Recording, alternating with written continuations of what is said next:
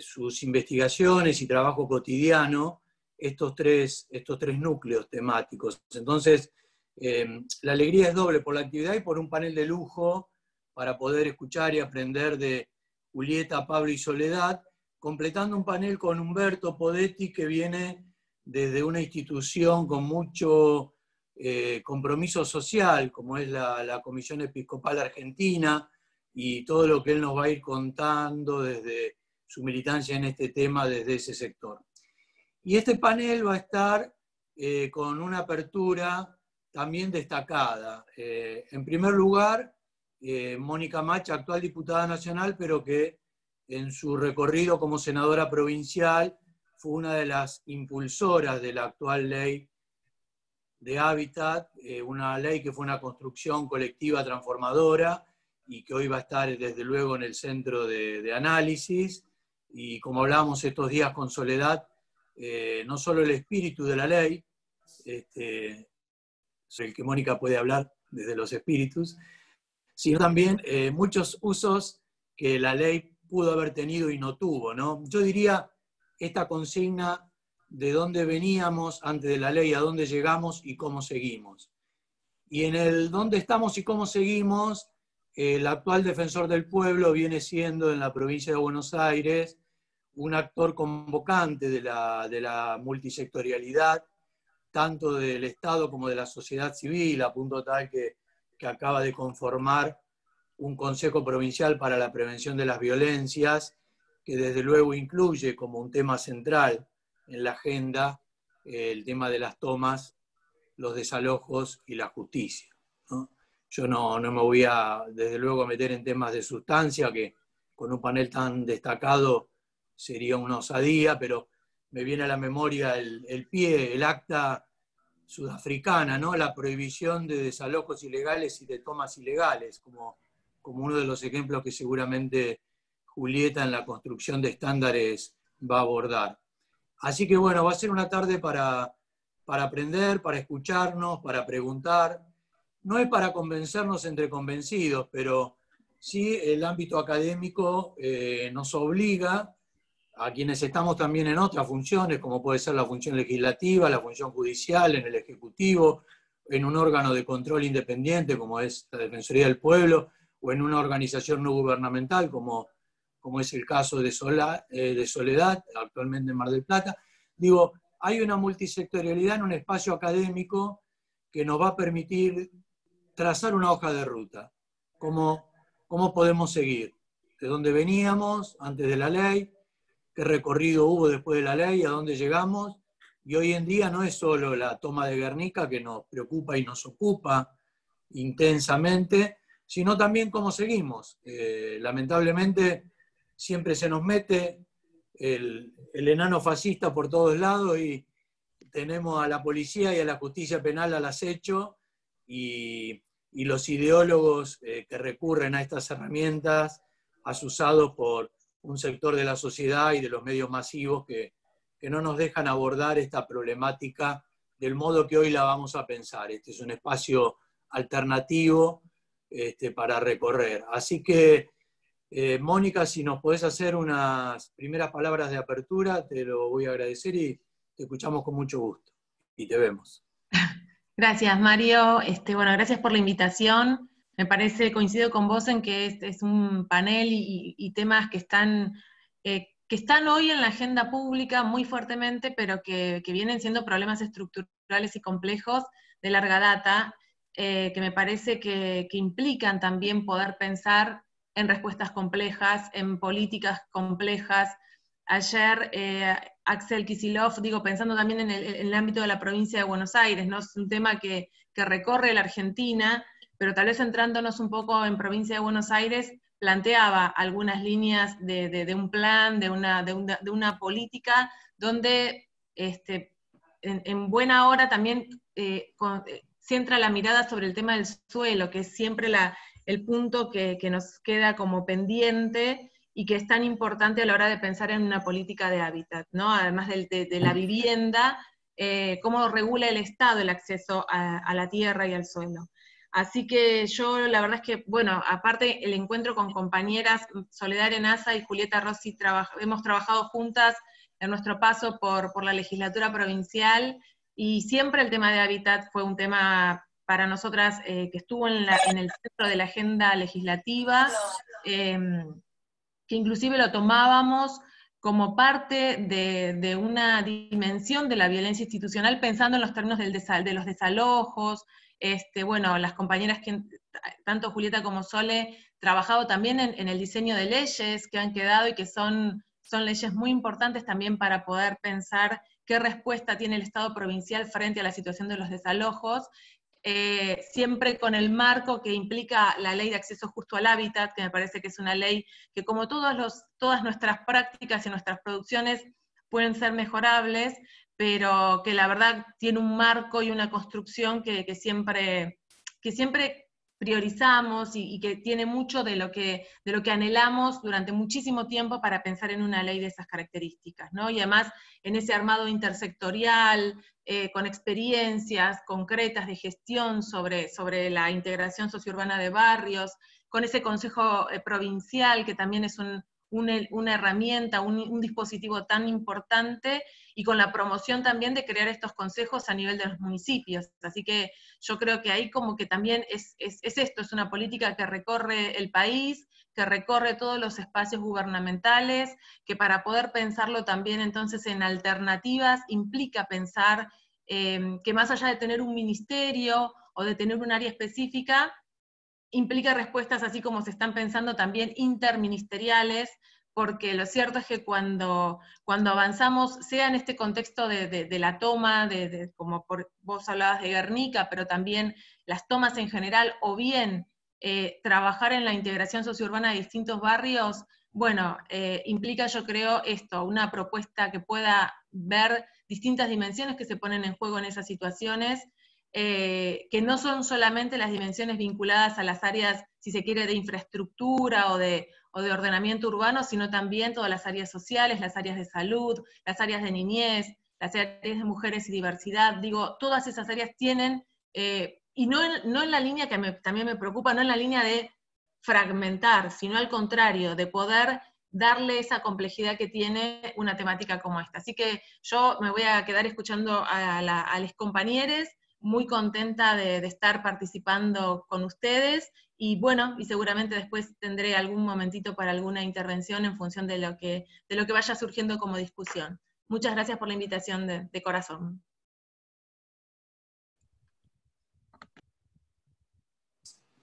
Muchísimas gracias, Mónica. Guido, te escuchamos, te vemos. Ahí está. Bueno, buenas tardes a todas y a todos. Gracias, Mario, por la convocatoria, por el espacio, por el ámbito académico. Gracias, Fernanda, y mi amigo Diego Molea, por abrir la universidad pública a estos debates, siempre intentando reflexionar y ayudarnos a pensar, sobre todo, como siempre decimos, desde acá, a los que toman decisiones en las políticas públicas. Me parece que lo que dice Mónica es central. Ella, como coautora o militante de la Ley de Hábitat, cuando ambos éramos legisladores, una ley que quiebra la historia del hábitat en la provincia, al menos en lo normativo, y está claro que no en la práctica. La ley no ha cambiado mucho la realidad, porque si no hay voluntad política, claramente las leyes son muy buenas, y en la provincia tenemos muy buenas leyes, la ley de salud mental, ahora trabajando es una ley de cannabis, la ley, bueno, esta que estamos hablando. Me parece que las leyes sin voluntad política son expresiones que está buenísima, que suben la vara, y las expertas y expertos académicos podrán decir con las experiencias comparadas cómo estamos normativamente, pero acá lo que falta es una política pública sostenida del tiempo, que tenga mucho lo que dice Mónica, la intersectorialidad, la mirada, la perspectiva nueva de género, de medio ambiente, las nuevas miradas, porque las leyes frías y nuevas miradas también son leyes viejas, más allá de que sean modernas y dinámicas. Y creo que la experiencia Guernica, que cada uno actuamos de roles diferentes, legisladores, instancias públicas, privadas, sociedad civil, Estado, nos está llevando a una reflexión, claramente. Los que estamos tal vez actuando, y hoy tuvimos una audiencia con el juez y con las partes, vemos cosas que la verdad que todavía nos apenan que estemos discutiendo y pensando en el siglo XXI, ¿no? que una toma de raigambre social con gente que la está pasando muy mal, que la pandemia agravó su situación, todavía tengamos en la Argentina, y muchos de nuestra sociedad lo piensa así, lamentablemente, y lo tenemos que modificar, y con Mario, y con nuestro equipo, y con muchas organizaciones estamos trabajando para modificar, que tal vez es una punta muy pequeña de lo que se va a discutir hoy, que la ley penal intervenga en esta situación, en los conflictos sociales. La ley penal es para las cuestiones penales, esto no es un problema penal, es un problema social, es un problema de espacio, de vida, de derecho humano. Y bueno, hoy la verdad que todavía tenés fiscales, jueces, instancias de las cámaras, de la casación, de la justicia con mucha decisión, que sigue creyendo que está bien, y que nos están dando un espacio, un impas para poder negociar con los que no hay que negociar, hay que ayudarlos, hay que acompañarlos, hay que protegerlos. Se negocia en otras instancias. Ellos no, cuando uno negocia entre pares o entre sectores, acá hay gente que la está pasando mal y que el Estado no le ha dado respuesta. Hay una normativa que es de avanzada, pero que no puede cubrir la necesidad. Y este es el estado de situación. Guernica muestra cómo buenas leyes tampoco resuelven los temas. Es buenas leyes, más voluntad política, más intersectorialidad. La decisión ayer del gobernador de crear un espacio en el ámbito del Ministerio de Gobierno, pero intersectorialmente con el resto de las áreas, empieza a ponerle un orden o un norte a un problema que la ley no resolvió y que el gobierno anterior absolutamente agudizó. Guernica es una muestra de un proceso de crisis, de cómo no podemos salir del formato ley penal ocupantes o ley penal intrusos masivos. En esa situación binaria estamos hoy en la provincia de Buenos Aires. La verdad que la mirada de los ministros que están trabajando en el tema, y hoy lo han dejado en claro, va en la línea de lo que estamos planteando aquí, y que seguramente salga del debate, el trabajo intersectorial, la mirada estratégica, la casuística. No se puede resolver un problema general con muchas individualidades de una sola manera, requiere tiempo, un proceso, una mirada, y creo que la solución de Guernica, y no quiero poner una situación más allá de que Guernica es una situación trágica, creo que también es una oportunidad de aprendizaje para todos y todas, para los sectores populares, para las organizaciones, para los funcionarios, las funcionarias, pero también tiene que ser para la oposición y para los medios de comunicación. Todos tenemos que aprender.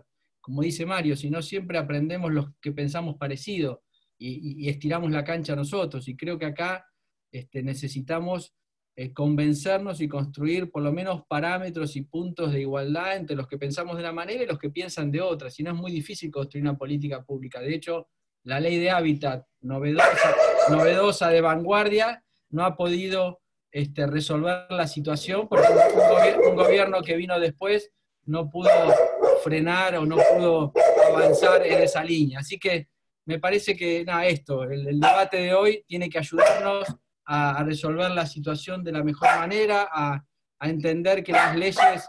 Perdón, tengo mucho sonido de perro ya, soy muy perruno.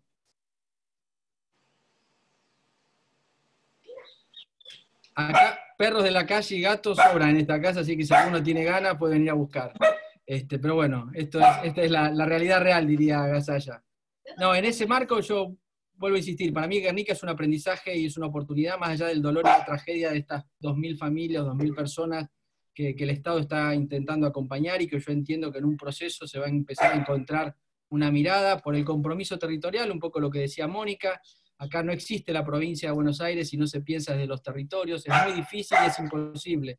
Los consejos locales y esta experiencia de Guernica empieza a mostrar la necesidad de resolver el tema desde lo local a lo central, más allá de que tiene que haber una política pública articulada que lo ilvane a todo, pero lo local es fundamental. El municipio en contra de cualquier situación, es imposible pensar cualquier situación desde la provincia. Así que reflexionar sobre este tema en el marco de la realidad de Guernica creo que también a todos nos va a poner un poco más de luz, sobre todo a los que tienen que tomar decisiones. Así que gracias Mario, gracias Mónica, gracias Fernanda, Diego y todo el equipo de la universidad, y bueno, a escuchar a los compañeros y compañeras que son los que saben. Gracias Guido. Julieta, te vemos, te escuchamos. Bueno, buenas tardes a todos, espero que estén todos bien. Agradezco mucho la posibilidad de participar en este encuentro, en este evento. Me es muy grato también volver a ver a amigas, compañeras que trabajamos juntas hace unos años, muy vinculadas a la Ley de Acceso Justo al Hábitat, precisamente pensando estos temas, estos problemas, intentando generar legislación adecuada a la Constitución Nacional, al derecho internacional de los derechos humanos. Así que, bueno, estoy muy agradecida y creo que el conocimiento lo construimos entre todos, ¿no es cierto? O sea, de cada experiencia, de cada mirada, de cada organización o de donde vengamos, digamos, de ahí podrán salir soluciones mejores.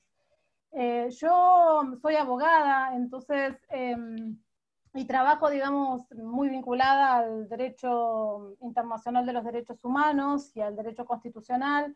Entonces, esa va a ser mi mirada, y mis aportes van a venir, digamos, desde ese lado, con la idea, de alguna manera, de traer a la discusión estándares internacionales que se han generado en los últimos años, justamente vinculados, o sea, yo me voy a centrar en el tema de desalojos forzosos en particular, sin perjuicio de decir que el derecho internacional de los derechos humanos ha evolucionado, digamos, y ha precisado principios, reglas en materia de derechos económicos, sociales, culturales y ambientales, ¿no? En los últimos años, digamos, ha habido una evolución importantísima y yo diría muy garantista, ¿no? O sea, estándares y principios que queremos que se apliquen, que amplían, que van más allá, ¿no es cierto?, que generan mayores niveles de protección, sobre todo para las personas en situación de mayor vulnerabilidad.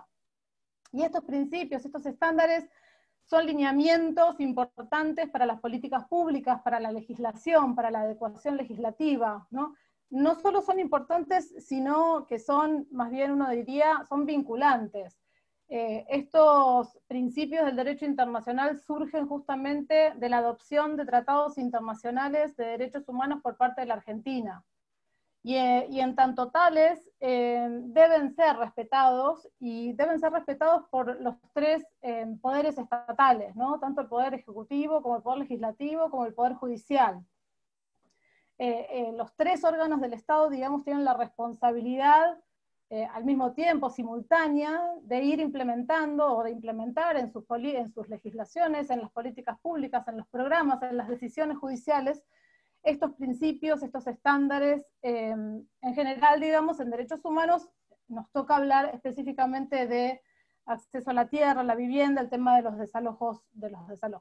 Y en términos, digamos, de desalojos, o sea, uno podría decir, previo ahí al tema de desalojos en particular, que en materia de acceso al hábitat digno, ha habido gran cantidad de decisiones y de interpretaciones, ¿no? Tanto de comités de Naciones Unidas como del Sistema Interamericano de Derechos Humanos, ¿sí? Yo me voy a centrar en el tema de desalojos forzosos porque quizás es la cuestión que nos ha llamado o que está muy en la agenda pública, y entonces me parece importante tratar de dejar algunos de estos principios acá sobre la mesa, digamos. Por un lado, decir que tanto el Comité de Derechos Económicos, Sociales y Culturales, que es uno de los órganos que aplica el Pacto Internacional de Derechos Económicos, Sociales y Culturales, como muchos otros órganos relatores, la Relatoría sobre Vivienda ha también elaborado muchísimos informes, y en primer lugar reconocen, ¿no?, ambos órganos, que los desalojos forzosos son, digamos, tienen consecuencias muy gravosas sobre las personas y sobre los grupos de personas, y en particular sobre las personas más vulnerables, que tienen implicancias sobre derechos. No solamente es la vivienda, por supuesto la vivienda, ¿no?, implica la posibilidad de gozar o de no gozar de otros derechos fundamentales como la salud, la educación, el trabajo, etc. No contar con un lugar digno donde vivir implica claramente la vulneración ¿no?, de manera interdependiente, digamos, uno podría decir, de todos los derechos fundamentales en general. También se han reconocido impactos diferenciales. Los desalojos generalmente impactan diferencialmente, ¿no? Y tienen impactos más negativos sobre determinados grupos de personas, como yo decía antes, sobre los grupos más en situación de mayor vulnerabilidad, las personas, por supuesto, que viven en pobreza, en extrema pobreza. Las mujeres cargan con un impacto específico y más negativo, ¿no? Cuando se produce un desalojo. También me parece importante traer las declaraciones de los órganos de derechos humanos ahora a raíz de la pandemia, ¿no? Es decir, como sabemos, la pandemia agudizó, puso en evidencia, ¿no? Por supuesto, las situaciones de mayor desigualdad, no es que no las hubiera antes, pero digamos, de alguna manera parecieron mucho más evidentes, y por supuesto los efectos de la pandemia impactaron diferencialmente sobre los grupos también en situación de mayor desventaja, ¿no? Y en ese sentido hubo también un foco en el tema de la posibilidad de, digamos, y de los, no de la posibilidad, sino de los esfuerzos que los estados deben hacer y de focalizar sus políticas públicas en dar acceso adecuado y de priorizar, ¿no? Y de que sus recursos vayan a garantizar derechos sociales básicos, y en particular el derecho a la vivienda, por lo que implica para la posibilidad justamente, ¿no? De gozar, digamos, del derecho a la salud en este momento de pandemia, poder respetar el distanciamiento social, digamos, las recomendaciones en materia sanitaria, ¿no? Así que esto también me parece que de alguna manera los órganos internacionales pusieron el foco en la desigualdad estructural que vive, ¿no? Y que la pandemia dejó en evidencia mundialmente, uno diría, en América Latina en particular, y un gran foco en la imposibilidad, digamos, de gran cantidad de personas de no tener acceso a derechos económicos, sociales y culturales básicos, y al derecho a la vivienda en particular. Lo digo porque se ha consolidado de alguna manera con estas intervenciones, ¿no? Un foco muy, muy importante en derechos, en DESCA, ¿no? En derechos económicos, sociales, culturales y ambientales, que ha sido un lento proceso, ¿no? Y entonces, de alguna manera, uno ve ahora que los órganos internacionales están muy dedicados y con un foco muy puesto en la garantía, ¿no? y en los deberes y en las medidas que tienen que adoptar los estados para garantizar efectivamente derechos sociales. La otra cosa, antes de ir al tema de los estándares específicos y los principios, yo decía antes que el Estado es responsable, ¿no es cierto?, por la adopción de los tratados, la implementación de los tratados, y por adoptar los tratados de acuerdo a estas interpretaciones que yo les estaba diciendo. Y esto es bastante importante, porque en estas interpretaciones que hacen los órganos internacionales se juega mucho el alcance de un derecho, ¿no?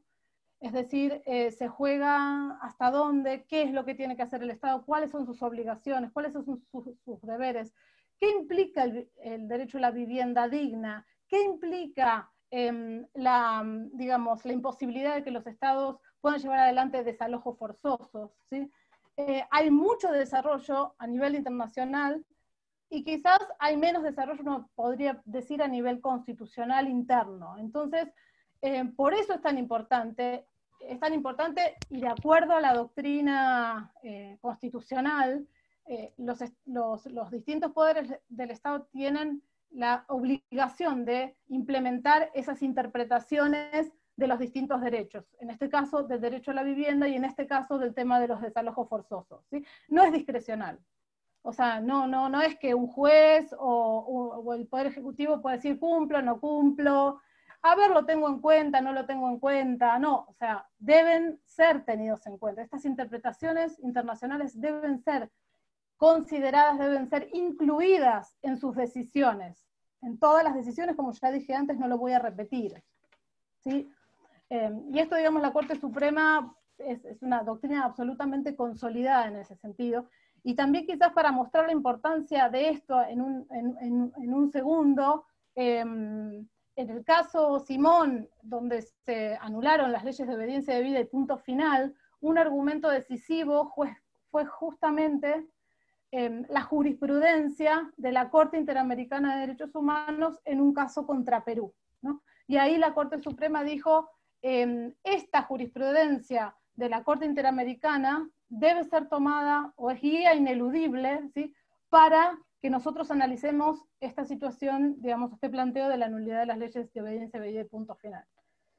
El otro punto que quería hacer también es que quizás la responsabilidad internacional, en definitiva, queda en manos, o como última instancia, de los jueces que conocen, de los tribunales, juezas que conocen de los casos, ¿no? Porque es la última instancia interna que va a conocer de una situación. Entonces uno podría decir que tienen una responsabilidad agravada, en todo caso, para mirar los tratados internacionales, para considerar las interpretaciones de estos órganos internacionales y aplicarlas. Porque de lo contrario se genera responsabilidad internacional, ¿no? Es decir, la posibilidad de que el Estado argentino sea demandado en tribunales internacionales. Por eso es tan importante que los tribunales en sus decisiones, y bueno, la Corte Suprema como decisora final en todo caso, deben considerar estos tratados y deben considerar estas interpretaciones. Entonces, si nosotros vamos específicamente, yo me iba a centrar, como les dije, en el tema de los desalojos en particular. Les dije que muchos órganos han tratado este tema, han dicho y han, digamos, expresado que es un tema mundial, extendido en todo el mundo, ahondado en las consecuencias gravísimas que tiene para las personas que quedan sin vivienda, ¿no? Y entonces, en ese sentido, decir, ¿qué significa, en qué circunstancias los desalojos están prohibidos según el derecho internacional, ¿no? Los desalojos forzosos, según estos órganos, están prohibidos. ¿Qué significa un desalojo forzoso? Un desalojo forzoso implica, por un lado,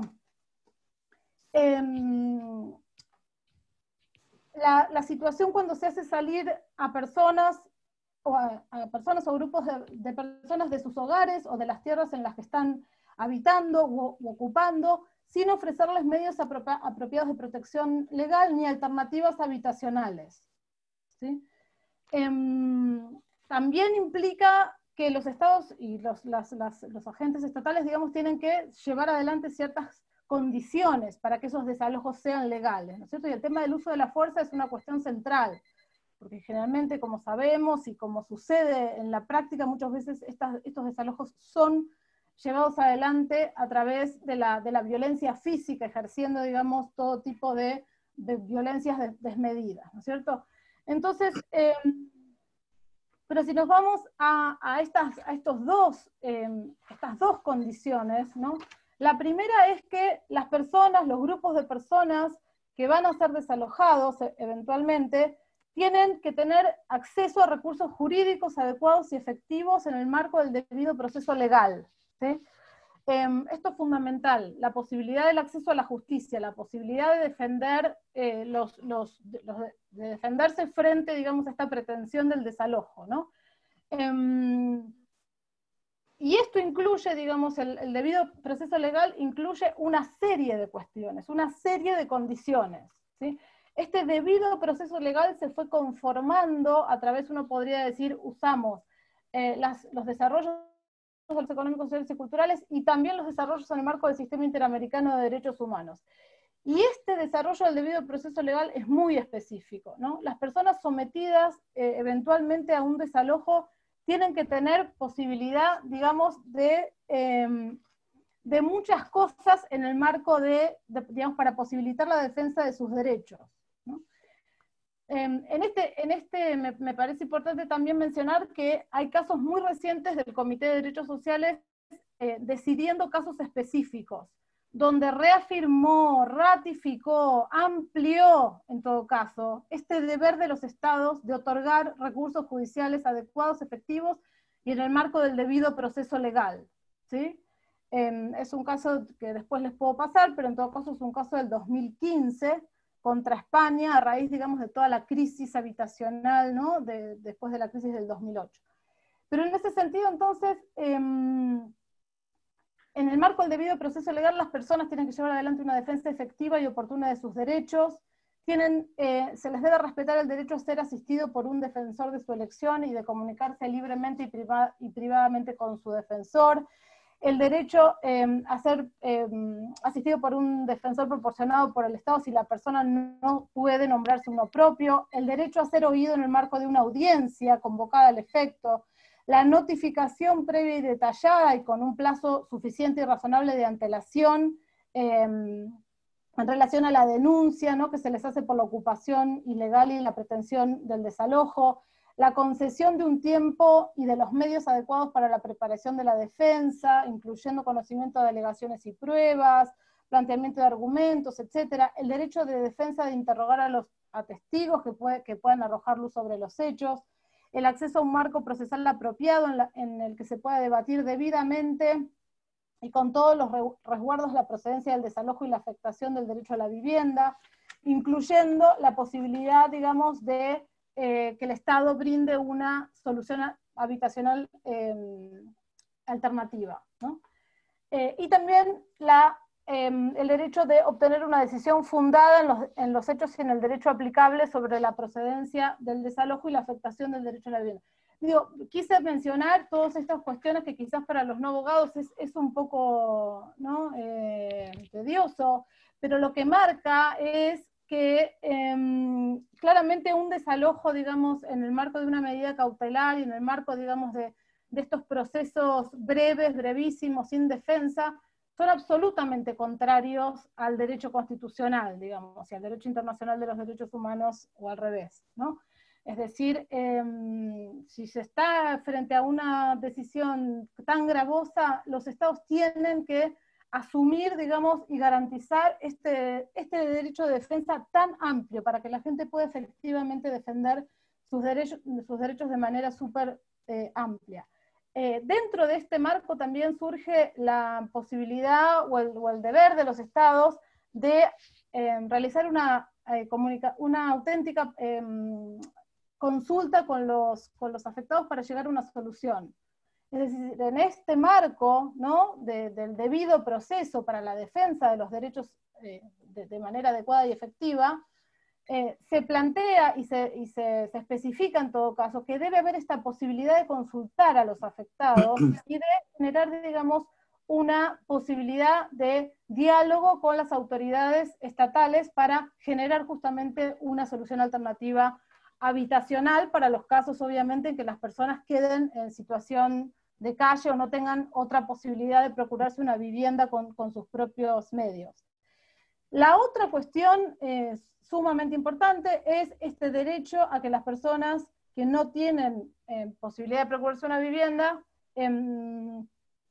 se les ofrezca una posibilidad en ese sentido. Y esto no debe ser algo, bueno, si se puede, bueno, si más o menos hay alguna oferta y no, es decir, previo a realizar el desalojo, esta posibilidad, digamos, debe ser trabajada muy seriamente. Y uno podría decir que incluso, no solamente trabajada muy seriamente, sino que incluso existe el deber por parte del juez de no proceder a un desalojo hasta tanto haya una propuesta en ese sentido, ¿sí? Es decir, si no hay una propuesta en ese sentido, entonces el desalojo no podría proceder directamente, ¿sí?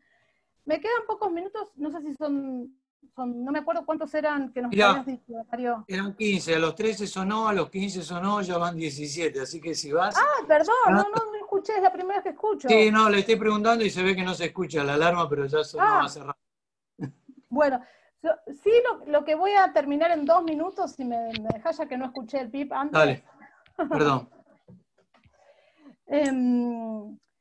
Sí, quisiera terminar diciendo entonces que la que vos mencionaste, la jurisprudencia de la Corte Constitucional de Sudáfrica, que quizás tiene un marco constitucional más expreso en relación a la imposibilidad de llevar adelante desalojos de manera arbitraria, Pero lo que es cierto es que la jurisprudencia de la Corte Constitucional,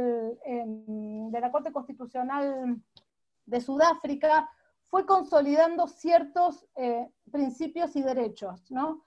Uno es el tema de la vivienda alternativa, de esta, como yo decía antes, que el Estado tiene que proveer vivienda alternativa en caso de que las personas a ser desalojadas no puedan procurarse una por sus propios medios.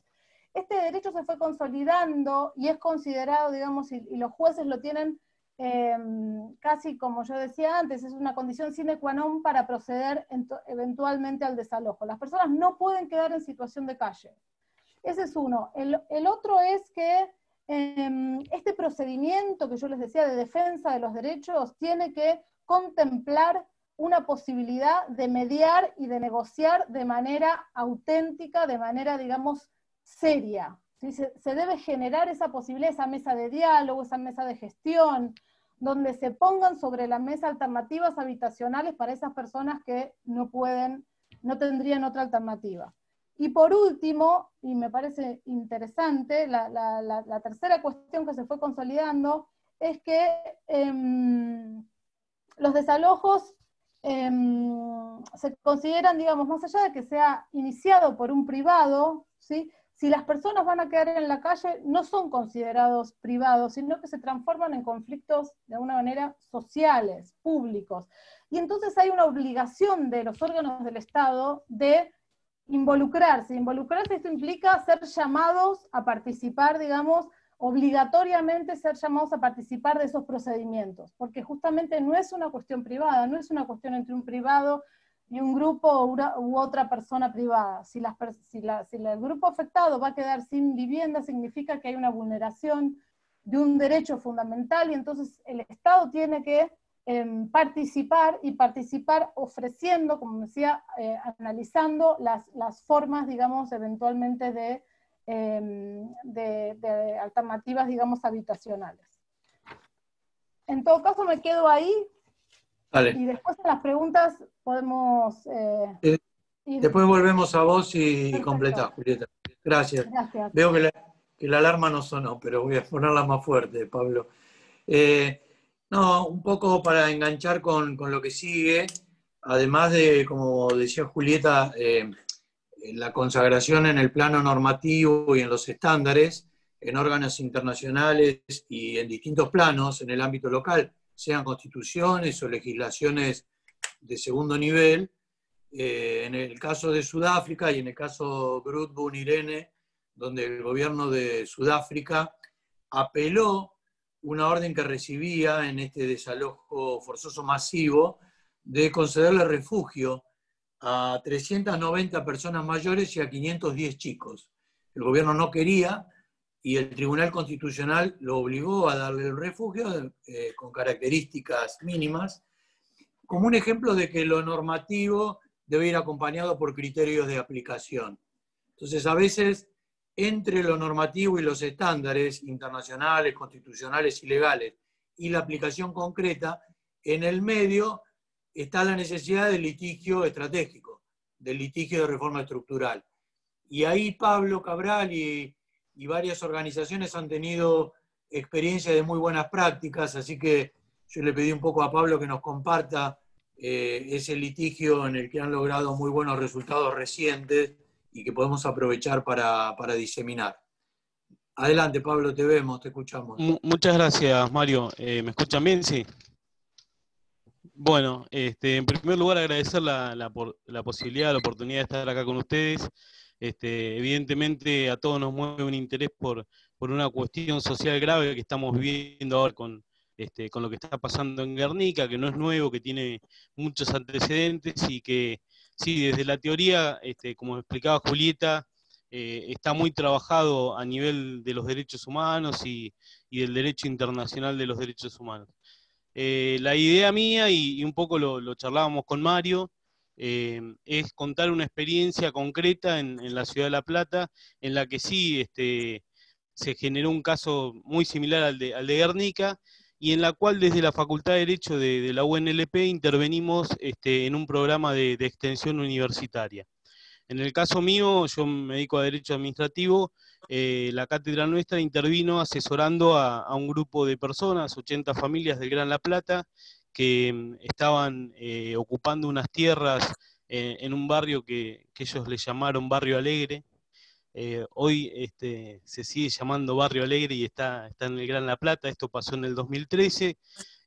Bueno, 80 familias, en su mayoría, casi la totalidad, trabajadores migrantes paraguayos, migraron hacia nuestro país y se instalaron en unos predios linderos a una cava, a un gran agujero donde tiran basura. El municipio tiraba basura en el año 2012-2013 y construyeron ahí sus precarias viviendas. Y bueno, nosotros a partir de un trabajo de extensión con unas ONG, AJUS y otras más, estábamos haciendo una tarea social en el barrio y nos encontramos con que llegaron las primeras intimaciones para el desalojo de esa gente. Intimaciones que reflejaban el inicio de una causa penal en el Fuero Penal de La Plata, donde había ya una orden de una jueza, la jueza Garmendia, de un desalojo para una fecha 10 días, ¿no? Bueno, entonces nosotros, yo abogado y los estudiantes de mi comisión, empezamos a ver qué solución había, y bueno, encontramos, esto es, acá hubo una cuestión, un planteo más teórico.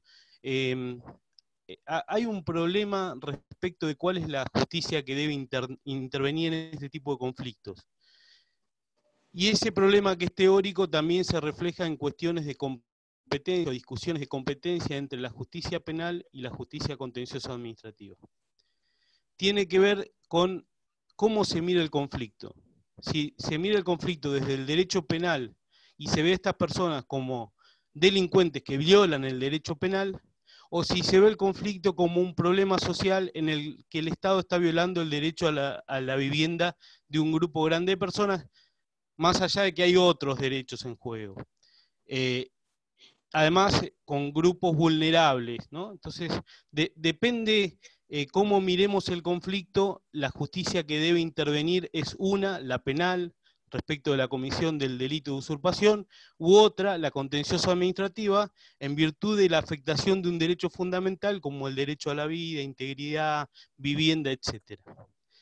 El primero que intervino es el juez penal, porque la denuncia la hace el titular del inmueble, en este caso ni siquiera era titular, pero bueno, alguien que tenía un papelito más que los poseedores, inicia una denuncia penal, y ahí radicada la causa en sede penal, se emite una orden de desalojo en virtud de un artículo que lo permite, que es el artículo 231 bis del Código Procesal Penal en la provincia, que habilita a desalojar sin ni siquiera ver qué persona está dentro, cuáles son las condiciones, si es persona que tiene algún tipo de derecho, alguna defensa. No, la ley permite que se haga el desalojo sin mediar ningún tipo de contacto con la persona que está ocupando el inmueble. Por esos tiempos hubieron muchos problemas de desalojo en el que se trabaron conflictos entre la justicia penal, que emitía la orden de desalojo, y la justicia contenciosa administrativa, que ordenaba dejar sin efecto la orden de desalojo. En la mayoría de los casos, el juez que intervino era el juez contencioso administrativo 1 de La Plata, Luis Arias, que hoy está separado, fue sometido a un jury enjuiciamiento. Entre las 21 causas por las cuales se lo apartó de su cargo, 5 eran por causas de intervención en desalojos. Lo que solicitaba Luis Arias, decía acá, hacía una mirada constitucional, están en juego derechos constitucionales, hay normas de derecho internacional, se están violando, etc. Esta orden de desalojo violenta toda esa normativa, por lo tanto la dejaba sin efecto. Al dejar sin efecto una orden de otro juez, se generaba automáticamente una cuestión de conflicto de competencia. Ese conflicto de competencia fue resuelto por la Corte. Miren lo que hizo la Corte. La Corte dijo que la competencia era penal.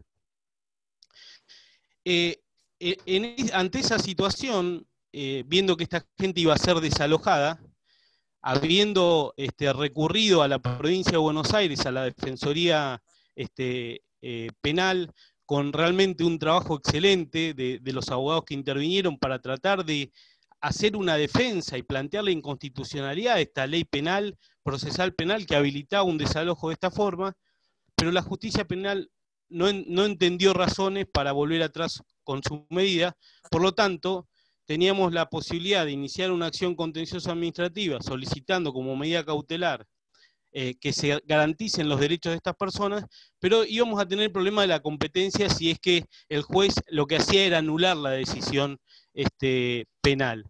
Lo que resolvimos como estrategia en conjunto fue no plantear la nulidad del desalojo, sino un poco en relación a lo que explicaba Julia. La orden del desalojo es una orden del Poder Judicial. Ahora, el que ejecuta la orden no es el Poder Judicial. La ejecución de la orden es la Fuerza de Seguridad de la Provincia de Buenos Aires, la policía es la que va y ejecuta la orden. Por lo tanto, nosotros dijimos, está perfecto la orden de desalojo. La vamos a discutir, que lo hicimos en sede penal, la legalidad o ilegalidad, inconstitucionalidad de esa orden. Ahora lo que queremos es conversar cómo se va a hacer ese desalojo que está ordenado. Y el responsable, la parte de hacer el desalojo es la policía. La policía pertenece a un ministerio de la provincia de Buenos Aires. Por lo tanto, iniciamos una acción contra la provincia de Buenos Aires para que la provincia de Buenos Aires, cumpliendo esa orden judicial que nosotros ahí no discutimos, que lo haga cumpliendo con la observación general 4 y 7 del Comité de DEC, lo que explicaba Julieta, y toda una normativa. ¿Por qué? Porque si ellos quieren cumplir esa orden judicial, llevar a cabo esa orden judicial cumpliendo con todo lo que ahí dice es muy difícil. Y tan es así que la causa en la que le dijo la jueza de primera instancia como cautelar, está perfecto, pero cumpla con la observación 7 y 4 del Comité de DEC, esa gente todavía está viviendo ahí, porque la provincia no pudo hacer el desalojo cumpliendo con las observaciones generales 4 y 7. ¿Cuál es el problema? Y acá quiero ver un poquito nuestro Poder Judicial en Provincia de Buenos Aires. Obtuvimos en el fuero penal un destrato, la gente que vivía ahí obtuvo un destrato. Claro, uno empieza a ver el expediente y lee cuál es el informe. La jueza Garmendia nunca fue al lugar, o sea, no tenía ni idea. ¿Por qué? Digamos, ¿cómo conocía la situación de ese barrio? A través de los informes de la policía. Nosotros estuvimos viendo el expediente, y en el informe de la policía, claro, yo leía ese informe y digo, ¿dónde estuve? Porque eran todos delincuentes, malandras, venta de droga, prostitución, y cuando yo iba al barrio veía familia, no veía eso. La jueza obviamente leía el informe de la policía y bueno, dio la orden contra esos delincuentes para sacarlos. Entonces la primera estrategia procesal fue desestigmatizar a las víctimas, porque las víctimas estaban estigmatizadas. Lo que vemos hoy en televisión, la mirada que se ve sobre esa gente no es víctima de violación de derechos humanos, son delincuentes que están robando, usurpando. ¿Cómo hacemos nosotros para, no vamos a cambiar la sociedad, pero sí por lo menos tratar de que el juez no se lleve la mirada que le plantea la policía? Entonces, con la misma gente del barrio, hicimos un censo, eran 80 familias, sacamos una foto por cada una de las familias con la casa contando quiénes viven ahí, en 2 párrafos, todas familias, con chicos, con ancianos, con personas con discapacidad, con embarazadas, historias de vida todas normales, digamos, gente que trabaja, que busca el porvenir en otro país, lo que sea. Eso con una foto de cada uno de ellos y la pequeña reseña de 2 o 3 párrafos fue llevado a la jueza contencioso administrativa para que decida, mire que si usted va a desalojar a esta gente a la cual la policía probablemente le viole todos sus derechos, incumpliendo las observaciones del Comité de DEC, por lo menos usted conozca lo que está haciendo. Bueno, obviamente la jueza no solo que digamos, suspendió la orden si no se garantizaba el cumplimiento de todo lo que estaba explicando recién Julieta, que le tiene que conseguir otro lugar donde vivir, no los puede dejar en la calle, el desalojo tiene que ser en la luz del día, tiene que ser con buen clima, se deben respetar, no se debe usar la violencia, tiene que haber conformidad previa de la gente, tiene que identificarse a la gente que vive, tiene que verse si hay niños, intervenir con los niños, tiene que estar el Ministerio de Salud si hay enfermos, tiene que estar digamos, todo preparado para que no haya una violación de derechos humanos. la Corte, nosotros planteamos en paralelo una acción originaria de inconstitucionalidad del artículo 231 bis, y le hicimos el mismo planteo para desestigmatizar a las víctimas, y la Corte, si bien declaró que era inadmisible la pretensión por una cuestión procesal que no voy a explicar ahora, pero lo que le dijo es a la jueza penal, señora jueza, mire lo que me manda en la parte, si todo esto es cierto, usted preste atención porque puede haber derechos fundamentales en juego en la medida que vaya a tomar. Porque la Corte rompió esa valla de ver a las personas estigmatizadas como personas delincuentes que están usurpando la propiedad privada. Ese es el discurso que se vende en los medios y que también está presente en la justicia, en los jueces.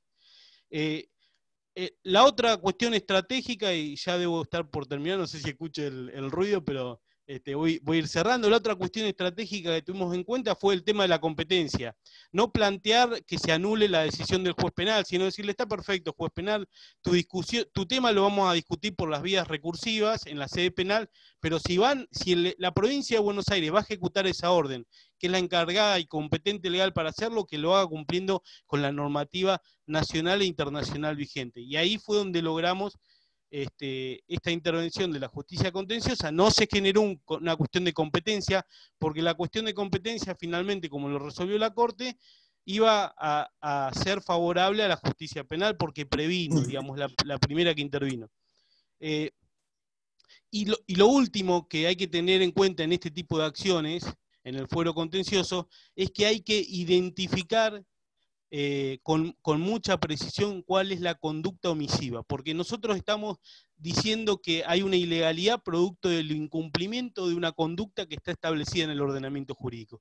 Si uno no identifica cuál es la conducta que el Estado está incumpliendo, obviamente no se va a dar el requisito que exige que para la responsabilidad por omisión esté identificada cuál es la conducta que el Estado no cumple.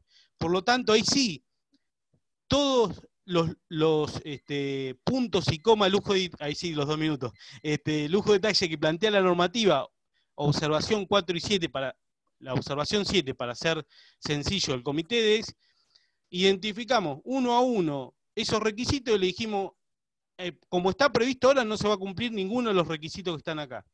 Entonces, si no se cumple, se viola la observación general 7 del comité de ex y eso es ilegal. Creo que fue una estrategia que, la estrategia judicial, y con esto cierro, no es la única vía, sino hay que ir, digamos, teniendo una mirada más general que también alcanza lo político. Porque esta misma gente fue a la legislatura, por ahí Mónica Macha no sé si estaba en esa época, pero logramos que la legislatura de la provincia emitiera una ley expropiando esos terrenos. Y hoy en día, desde el año 2013, el proyecto de extensión Construyendo Lazos Sociales de la Universidad Nacional de La Plata tiene un pie en ese barrio, hay una biblioteca popular, hay talleres, hay actividades y la gente sigue viviendo ahí en condiciones más o menos dignas. Esa es un poco una historia que se aparta de la generalidad de casos de desalojos en la ciudad de La Plata y Gran La Plata, que casi todos culminaron con un desalojo normalmente violento, manejado por la justicia penal. Muchas gracias. Gracias a vos, Pablo, y por respetar el tiempo. A ver, ya está habiendo muchísimas preguntas. Una que adelanto que están pidiendo los datos del fallo del caso Alegre, muchos para leerlo. Así que después si lo pones en el chat, lo compartimos. A ver, yendo precisamente, como decía Pablo, los distintos escenarios, también el escenario político, y repitiendo un poco de dónde veníamos, a dónde llegamos y cómo seguimos. Antes de esta ley de hábitat, que fue una construcción colectiva y en el cual Soledad y Mónica nos van a poder hacer algunos resúmenes de las ideas centrales, ocurrían estas cuestiones. Y como nos decía Julieta al principio, tanto la normativa internacional del Pacto DESCA como del Comité DESCA y los estándares que se fueron construyendo dicen claramente los requisitos de los desalojos forzosos. Desalojos forzosos que están prohibidos, salvo que cuando excepcionalmente deban hacerse, tendrán que cumplir determinados requisitos. Y ahí venía el caso de Sudáfrica y de ciertas transformaciones sociales, ¿no? Un país que venía de un apartheid con un montón de gente excluida, que empezaba un Estado de Derecho nuevo con la reforma constitucional a resolver problemas crónicos. Digo, para usar categorías en provincia de Buenos Aires, ¿no? A propósito de exclusión social, problemas crónicos, con los que se encontró la legislatura cuando empezaron a impulsar lo que fue finalmente la ley de hábitat. Ahora, entre la normativa y los estándares internacionales, claros, en funcionamiento, y cierto litigio estratégico que puede ser necesario, está también la posibilidad de construir escenarios institucionales que la ley de hábitat, como dijo Mónica en la apertura, prevé. Algunos están funcionando, otros no del todo. El Consejo Provincial se retomó con alguna normalidad en la nueva gestión actual, en provincia. Falta muchísimo a nivel de consejos municipales de hábitat, que son espacios fundamentales y que hay muy pocos. También el hecho de la voluntad política, el plan adecuado y los recursos humanos y materiales reclaman creatividad. Yo nunca voy a olvidar aquella comisión bicameral, de hecho, que entre Mónica Machi y Fernanda Raberta pusieron en marcha sin ninguna ley ni normativa que lo permitiera. Digo, mucho más fácil si hay una ley como la ley de hábitat que te empodera, te legitima y te obliga. Por eso que ahora vamos a entrar en el tramo con Mónica y Soledad, primero Soledad y después Mónica. Vamos a verlas y a escucharlas a propósito de cómo seguimos, porque ustedes, como nosotros, sabemos bien dónde estábamos, a dónde llegamos y ahora en qué nos pueden ayudar ustedes dos con esta realidad actual a trazar una hoja de ruta. Soledad, bueno, te vemos, te escuchamos. Bien, bueno, buenas tardes a todas, a todos. Muchas gracias por la invitación. La verdad que es difícil hacer un corte, ¿no? Como de tema para poder hablar de esto. Siempre hay que hacer un corte y ese corte es selectivo, así que me disculpo de antemano porque muchas cosas van a quedar afuera, pero sí algunas notas que me parece importante compartir, ¿no?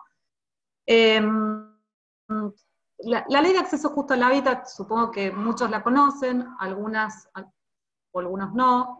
Básicamente lo que propuso fue un cambio como de paradigma, ¿no? En lo que son las políticas de vivienda. Históricamente las políticas de vivienda estuvieron pensadas como políticas que se gestionaban y se miraban primero dentro de lo que era la asistencia y después posteriormente dentro de lo que eran las políticas sociales, ¿no? De desarrollo social. Lo que hizo la ley de acceso justo al hábitat básicamente es reconceptualizar la idea de la vivienda y las vulneraciones que giran alrededor de la vivienda y pensar a la vivienda en el marco del urbano, ¿no? De cómo esa vivienda en realidad se construye en relación con las condiciones de vida que nos da o nos quita el lugar en el que podemos habitar dentro de una ciudad. Es decir que hay dentro de lo que es la ley de acceso justo al hábitat una reconceptualización de ese derecho a la vivienda que, digamos, asume este concepto del derecho al hábitat, y no solamente del derecho, sino también, por supuesto, como consecuencia de ello, de las políticas que van a garantizar ese derecho, ¿no? ¿Qué significa esto? Significa que la vivienda, como digo, ya está emplazada en lo urbano, y al estar emplazado en lo urbano se reconoce que hay una heterogeneidad muy importante de problemas que hacen al déficit habitacional, que no necesariamente se resuelve en cuántas casas faltan, ¿no? El problema que voy a hablar de la provincia de Buenos Aires, que es por ahí la jurisdicción que más conozco, que hay casi entre un 30 y 40% de gente que no tiene acceso al agua potable, que no tiene acceso a cloacas, que hay más de un 25% de informalidad urbana. Es decir, que hay un montón de indicadores que no necesariamente tienen que ver con la posibilidad de acceder o no a un techo, sino que tienen que ver con la posibilidad de acceder a condiciones seguras de vida y de bienestar, ¿no? Ahora bien, ¿Cómo la ley de acceso justo al hábitat encaró este problema? Bueno, básicamente lo que hizo, a diferencia de muchas otras leyes, es generar una serie de instrumentos. Yo no voy a profundizar en cada uno porque la verdad es que cada instrumento daría como para una charla o para un Zoom, pero básicamente uno podría decir que esos instrumentos se repartieron en dos bandos, ¿no?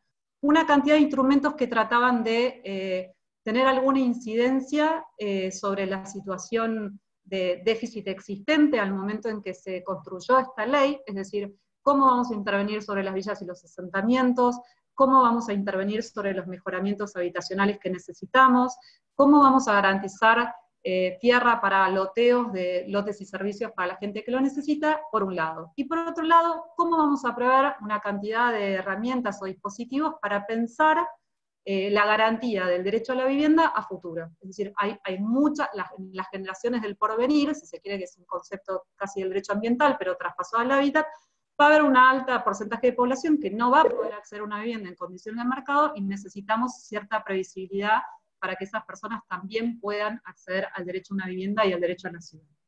Básicamente así se estructura la ley de acceso justo al hábitat, y dentro de estos segundos instrumentos que les acabo de contar, para no ser muy tediosa, hay un fuerte componente que tiene que ver con la regulación del suelo por un lado, y al hablar del suelo, lo que hacemos es hablar básicamente de los actores económicos que intervienen en ese mercado del suelo, ¿no? Que hasta entonces no participaban de las políticas de vivienda, es decir, las cámaras de construcción, los desarrolladores inmobiliarios, los propietarios privados de terrenos en desuso, etc. Digamos, hay una cantidad de dispositivos que tratan de intervenir sobre el factor suelo y garantizar que haya una disponibilidad de tierra a futuro, ¿sí? Ahora bien, ¿qué es lo que está pasando en la actualidad? Lo que pasa en la actualidad básicamente es que esa manera de regular y de gestionar la ciudad que está proponiendo la ley de acceso justo al hábitat, si bien creo yo que permeó dentro del discurso en ciertos sectores, digamos, que hoy ocupan espacios de decisión, o que militamos estos temas, o que trabajamos como operadores en estos temas, sin embargo, o contrariamente, no necesariamente se está implementando esta ley de manera acabada, ¿no? Claramente digo, y esto se visualiza muy fuertemente en el caso de Guernica. Y a mí me pareció que una manera como de organizar un poco esto que estoy diciendo, para que sea digamos, más patente, es detenerme un poquito como en tres cuestiones. Por un lado, en el diseño institucional, cómo se organiza el Estado, ¿sí? Pensar cómo el Estado organiza sus capacidades, sus respuestas, que un poco Mónica habló de esto, y bueno, y también Guido entiendo que habló de esto también. Hablar de la política, cómo es la mirada de la política, y en última instancia hablar de los recursos, ¿no? Todos sabemos que básicamente la política se hace a base de recursos o no se puede realizar. En lo que tiene que ver con la organización del Estado, ayer hubo un anuncio en la provincia de Buenos Aires, como decía Mónica, que, digamos, que fue vital, que básicamente lo que hizo fue noticiarnos básicamente de que una lógica que venía dándose en el Estado, en donde la idea del hábitat estaba descuartizada, segmentada, fracturada, como querramos decirlo, en una enorme cantidad de ministerios que se ocupaban de una misma problemática sin ningún tipo de coordinación, va a pasar a tener algún grado de articulación. A lo que me estoy refiriendo es que había una ventana para pensar la posibilidad de acceso a la tierra, había otra ventana para saber de quién es un terreno, había otra ventana para saber a dónde se pagan los impuestos, había otra ventana para saber a dónde se pueden pedir, no sé, los criterios de factibilidad para construir un lugar. Es decir, el Estado estaba sobrefragmentado para abordar una política con un nivel de falta de coordinación muy brutal, que impedía de alguna manera cualquier tipo de gestión eficiente. Por supuesto que uno puede especular si esto es algo, o fue algo, como se hablaba, si esto fue algo casual, o si es algo adrede, pero bueno, el punto es que ahora hay, o se está tendiendo a ir a algún nivel de articulación entre estos componentes. Ahora, esto es lo que pasa a nivel provincial, pero sin embargo no es lo que está pasando a nivel municipal. Si uno mira los municipios, por supuesto que siempre hay excepciones, en las lógicas municipales, lo que vamos a ver es que se reitera esta idea de oficinas de planeamiento, ¿no? De planeamiento en donde por lo general, básicamente, se construye la ciudad, se desarrolla en la ciudad, son los espacios de lobby de las cámaras de construcción, son los espacios en donde de alguna manera se negocian las excepciones a los códigos de planeamiento, y por otro lado tenemos las oficinas de hábitat, en donde se discuten por lo general los planes de vivienda, es decir, si se quiere, esta doble lógica, que por supuesto estoy generalizando, y que hay un montón de municipios que son excepciones a esta regla, pero hablando en términos muy genéricos, tenemos a nivel municipal una institucionalidad que sigue pensando no en términos de hábitat, sino en términos de vivienda, y que divide una política o la fragmenta en términos de una política para la pobreza, que es la política del hábitat, y una política para las cámaras de construcción y los desarrollos inmobiliarios, que es la política de planeamiento urbano, y que es a donde se discuten los códigos de ordenamiento territorial. Eso es básicamente lo que sucede,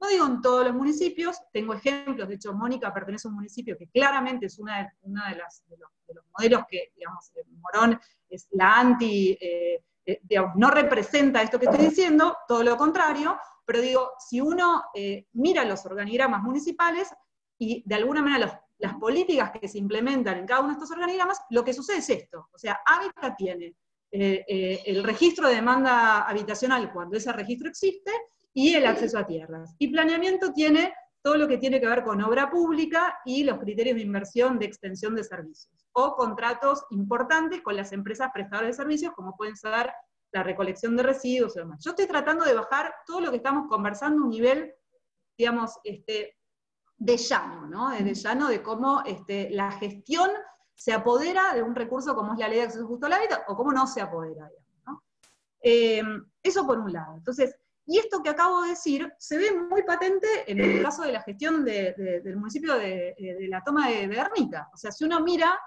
un poco cuál es la solución, la primera solución que se plantea, así como les decía, tenemos planeamiento, hábitat, yo diría que hay incluso un tercer escalón dentro de los organigramas municipales que tiene que ver ya ni siquiera con hábitat, sino con desarrollo social, que básicamente es a donde, voy a ponerlo de una manera muy brutal, donde se reparten esas primeras asistencias en situaciones de emergencia, que son los desarrollo social. Hay una tormenta, huele una chapa, ¿quién interviene? Desarrollo social. Bueno, si uno mira la lógica de intervención primaria en la causa de Guernica, cuando los actores empiezan a disputar qué tipo de soluciones puede haber, la primera reacción es una lógica que tiene que ver con la lógica de desarrollo social. Bueno, veamos de qué manera podemos intervenir para resolver esto en una situación de emergencia y de recursos que apaleen esta emergencia, ya sea a través de un subsidio o a través de materiales para que estas personas se desplacen a otro lugar, ¿sí? Básicamente esa es una solución, la solución que baja de manera más inmediata. La política. Estamos hablando siempre, ¿no?, entre lo que es la ley de acceso justo al hábitat y lo que vemos cómo esa ley no termina de permear en las formas de regular y gestionar la ciudad. La política. Yo cuando pienso en las políticas que miramos, claramente la política sigue frente a este cambio de paradigma del derecho al hábitat, la política sigue fuertemente basando sus indicadores de eficiencia, por decirlo de alguna manera, en la cantidad de viviendas nuevas que se construyen. Ese sigue siendo un indicador, digamos, y diría tal vez que a veces uno de los principales indicadores. Entonces, si nosotros, por ejemplo, miramos los anuncios que se hicieron ayer, básicamente lo que tenemos es un anuncio en donde gran parte de la centralidad, si bien ahora me voy a referir al suelo, está puesto en la cantidad de viviendas nuevas que podemos construir. La cantidad de entonces podemos construir 33.600 nuevas viviendas en los próximos 3 años, ¿no? Por supuesto que esa cantidad de viviendas que se van a construir superan por lejos a las viviendas que se pudieron construir en otras gestiones previas. No hay duda respecto del esfuerzo presupuestario. Ahora, ¿cuál es el problema?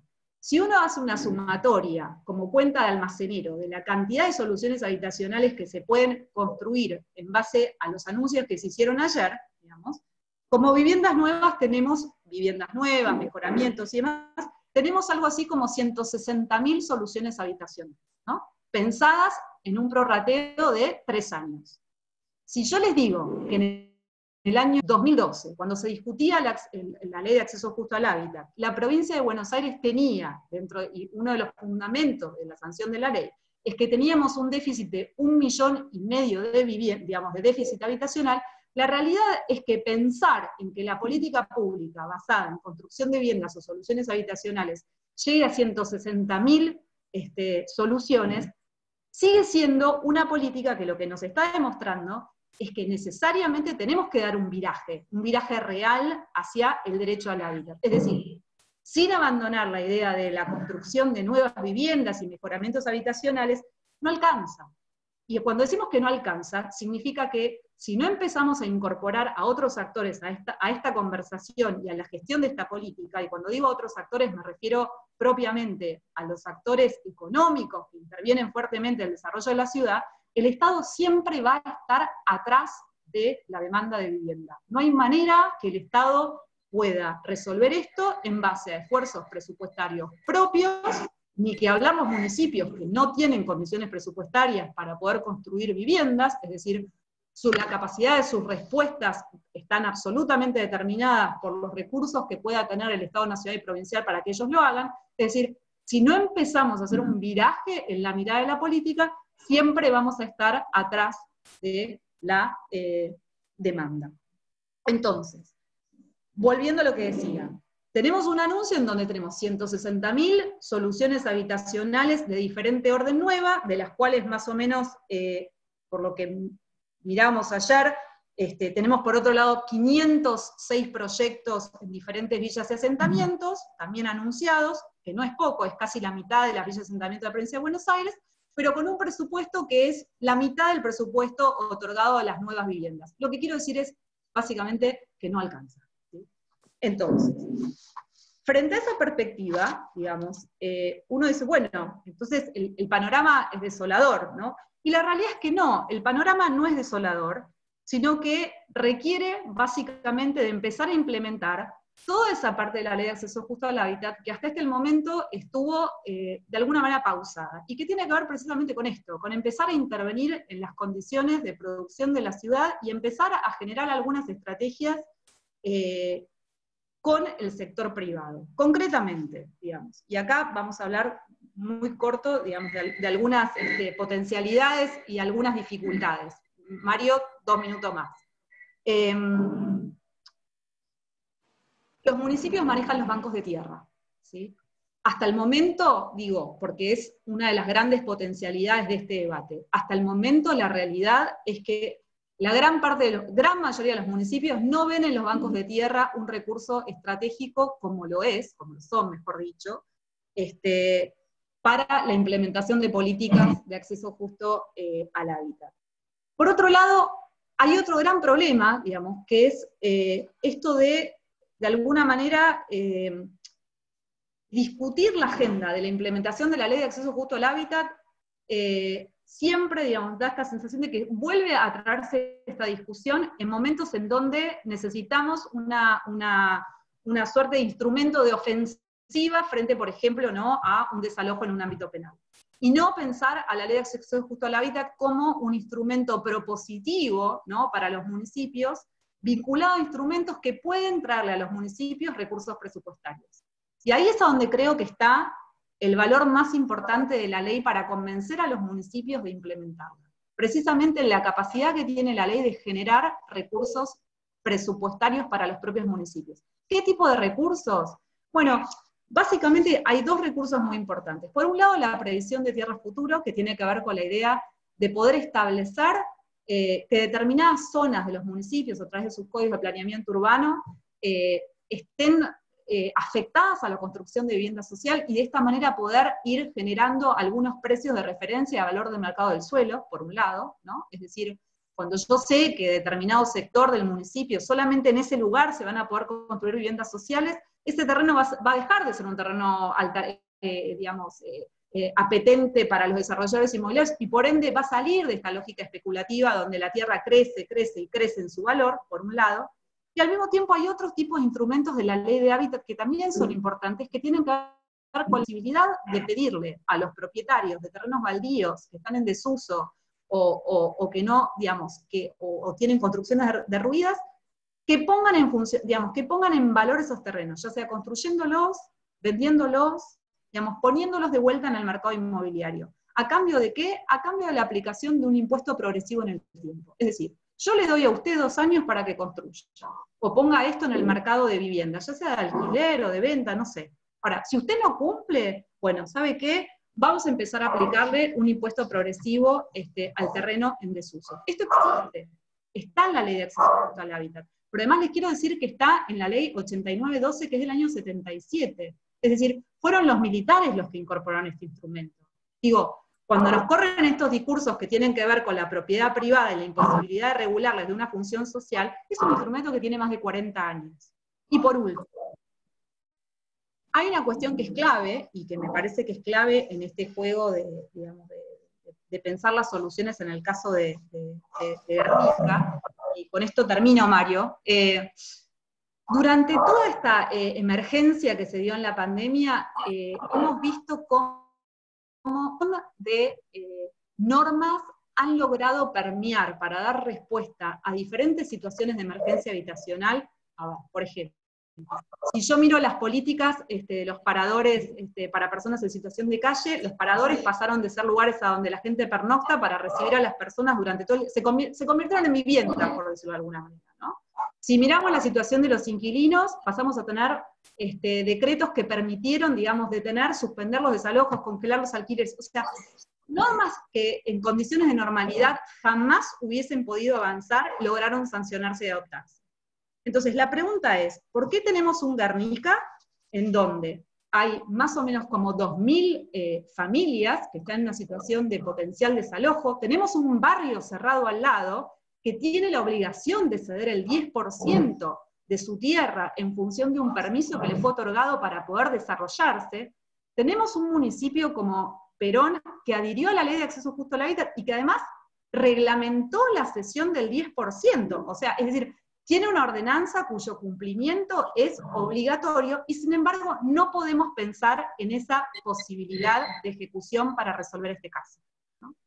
Digo, y ahí es cuando, por lo menos una de las cosas que me interesaba dejar planteado es, llegamos a la instancia de un poder judicial en su faz penal, que debería ser la última ratio, si se quiere, el último manera de intervención del Estado, precisamente porque no podemos aplicar un principio clave del derecho a la ciudad, como es el reparto equitativo de las cargas y de los beneficios de vivir en una ciudad. El reparto equitativo de las cargas y los beneficios de vivir en una ciudad implica que todos colectivamente tenemos que entender que quien se beneficia más por una inversión del Estado, o por un permiso, o por una ordenanza, o por una ley que le permite o construir más alto, o tener un negocio con mayor rentabilidad, o tener un cambio de uso en su suelo, tiene que devolver parcialmente parte de esa renta diferencial al resto de la comunidad para generar mejor infraestructura, mejores condiciones de vida, mejores servicios públicos, básicos, etcétera, etcétera. Entonces, en definitiva tenemos que empezar a pensar que también la emergencia puede ser una situación de oportunidad para también, en el caso de situaciones como la que se está viviendo en Guernica, o de otras tomas que se están viviendo en otros puntos de la provincia de Buenos Aires, precisamente poder ensanchar esos límites de posibilidad que pudimos ensanchar en un montón de otras situaciones de emergencia habitacional, teniendo a favor nuestro que ya existe la institucionalidad de una ley que nos respalda. Eso es todo. Muchas gracias. Gracias a vos, Soledad.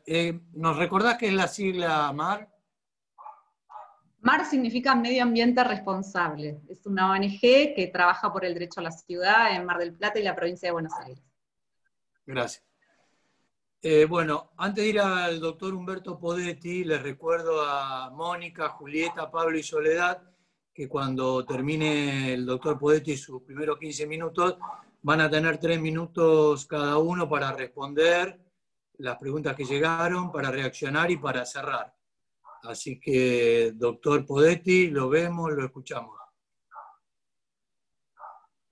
Muchísimas gracias, Mario.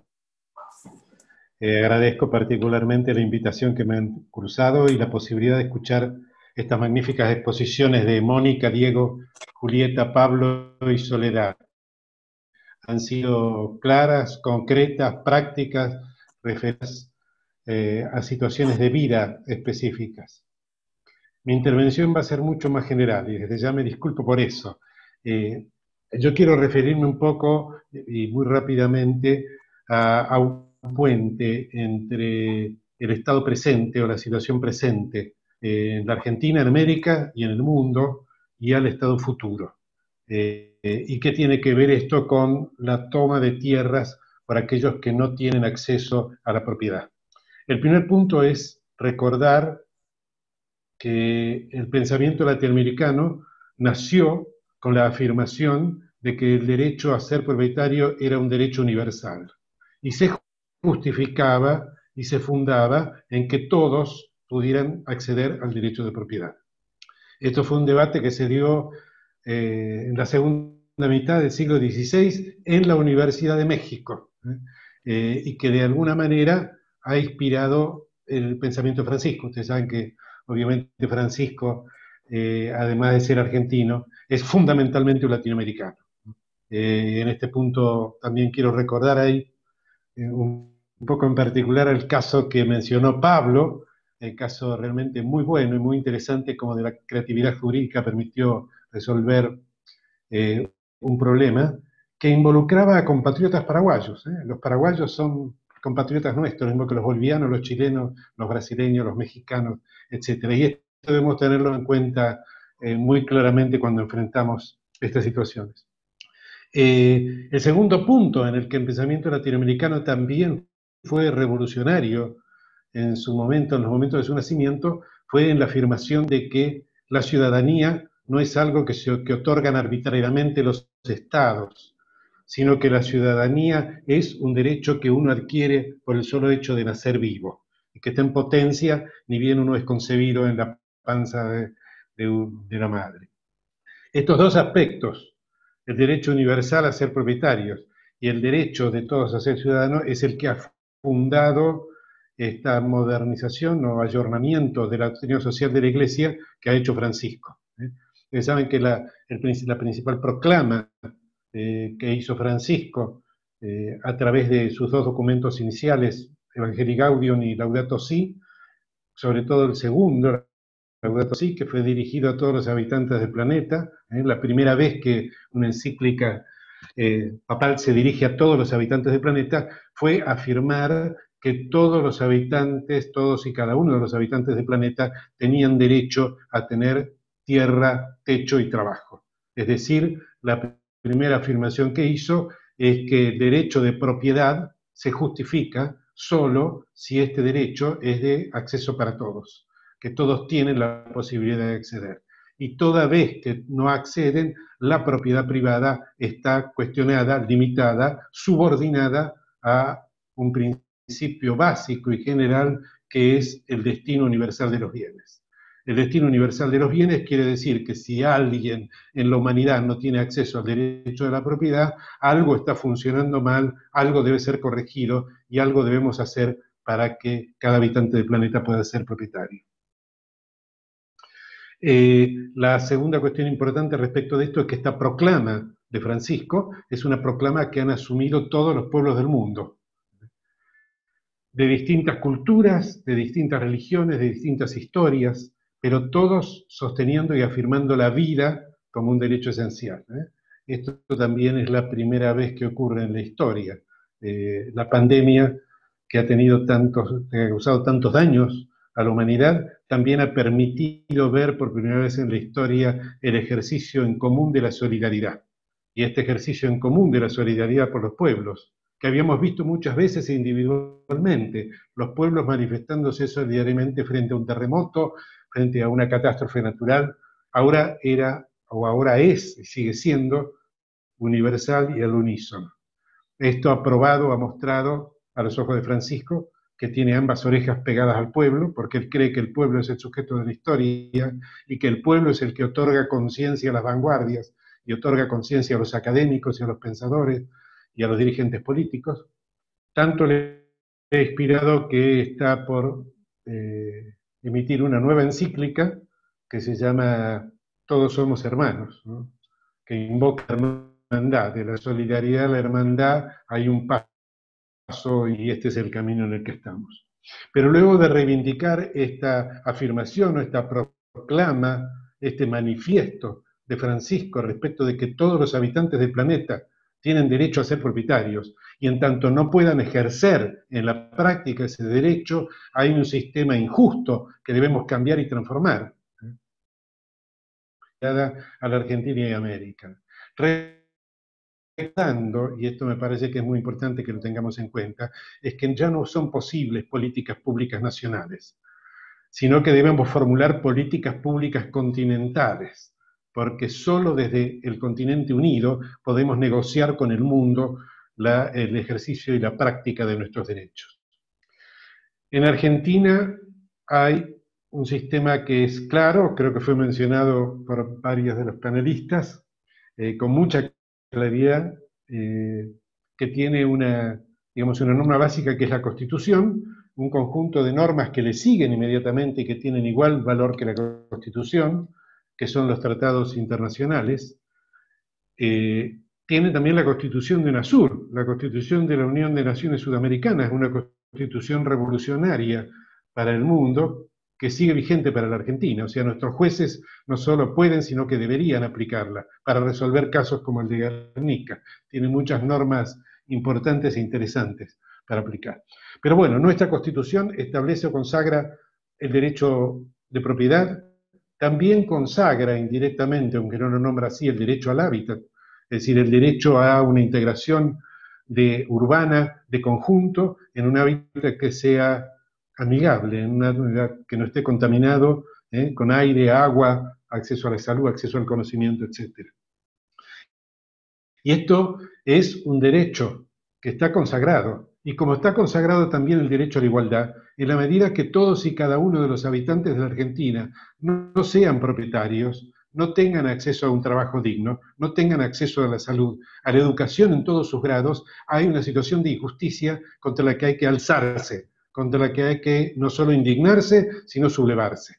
Creo que acá se expresaron claramente que hay infinidad de remedios jurídicos que están al alcance de las manos, al alcance de cada uno de los habitantes como personas reconocidas como sujetos jurídicos y también al alcance de los jueces, de los funcionarios, de todos los niveles. Es decir, tenemos un sistema que con todas sus fragilidades y debilidades habilita a cualquier ciudadano que no es propietario y que no tiene las condiciones brindadas por su trabajo o por su actividad para hacerlo, para reclamar el derecho.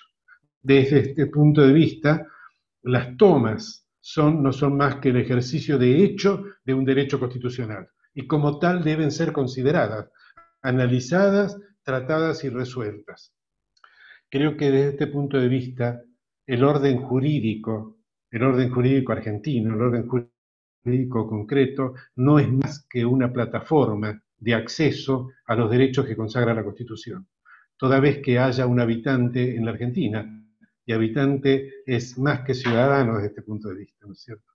Toda vez que haya alguien que vive en la Argentina y que quiere acceder al ejercicio de uno de los derechos que la Constitución establece y no puede porque está en desigualdad de condiciones, porque no tiene la potencia propia necesaria para acceder a esos derechos, el orden jurídico de buscar los medios para que pueda ejercerlo. Desde este punto de vista yo recuperaría una de las cosas que planteó Mario, en dos oportunidades, la de que acá hay un litigio estratégico presente. El sistema político es inadecuado, es insuficiente, es obsoleto. Hay una cláusula de la Constitución que hay que derogar y transformar, que es que el Estado no ejerce, que el gobierno no es ejercido por el pueblo. Es decir, la cláusula de la Constitución dice, el pueblo no delibera ni gobierna, sino por medio de sus representantes. Es decir, quita la soberanía al pueblo y la colocan los representantes. La cláusula debe decir, el pueblo delibera y gobierna por los medios que establece esta Constitución o las leyes para la expresión unívoca de su voluntad. Creo que este es uno de los procesos transformadores que debemos realizar, y es una de las cosas que nos está planteando Francisco cuando dice que debemos abandonar el paradigma tecnocrático y construir un nuevo paradigma humanista. Esto es una afirmación de que es necesario subvertir el orden en la Argentina, en América y en el mundo para transformarlo en un sistema que satisfaga los derechos que tienen todos los habitantes del planeta por el solo hecho de nacer con vida. Creo que en este punto hay, digamos, una necesaria invocación a los caminos para alcanzar esto. Indudablemente, creo que también estuvo presente en las exposiciones de todos, y yo solo voy a hacer una referencia de carácter general. Es decir, el camino para encontrar esto es el encuentro y el diálogo con el otro. Creo que todos lo reivindicaron, la necesidad de que haya participación de todos los actores sociales, particularmente de los nuevos actores sociales, de los movimientos populares, estos movimientos que nacieron cuando el mundo, cuando el mercado global, el mercado argentino les dijo, ustedes no son más trabajadores, son excluidos, son descartados. Y ellos lo que hicieron fue afirmar, no señores, nosotros somos trabajadores, vamos a crear trabajo, y crearon trabajo sin empresa, sin capital, sin acceso al crédito, y crearon lo que se llama la economía popular, una economía que es mucho más virtuosa que la economía de mercado. Por esto creo que, reconociendo la necesaria participación de estos actores, un poco del marco, en una inspiración, porque no fue ya la que creó, de la pastoral social, se ha creado la mesa del diálogo y el encuentro por una Argentina en la que el trabajo esté al alcance de todos. Creo que ese es un mecanismo interesante, un mecanismo que hay que incorporar en todos los terrenos, y principalmente, por ejemplo, en este terreno que hemos debatido hoy, que es cómo hacemos posible que todos los habitantes de la Argentina, los argentinos y nuestros compatriotas latinoamericanos que viven entre nosotros, y otros, aunque no sean compatriotas, puedan acceder al derecho de propiedad, al derecho a la salud, al derecho a la seguridad social, al derecho a un trabajo, al derecho de subordinar la ciencia y la tecnología a las necesidades que tienen como pueblo y como personas. Muchas gracias. Gracias a vos y por respetar el tiempo. Vamos a entrar ahora en la ronda final para respuestas, comentarios y cierre. Vamos a escuchar 3 minutos a cada una y a cada uno. Mónica, Julieta, Pablo, Soledad y Humberto, en ese orden. Les leo a los 5 las preguntas. Son 3 preguntas que me hizo llegar Ariana desde el chat. La primera es si los actos de usurpación no deben conjugarse con la garantía de los derechos en situaciones sociales, económicas, educativas y de vulnerabilidad.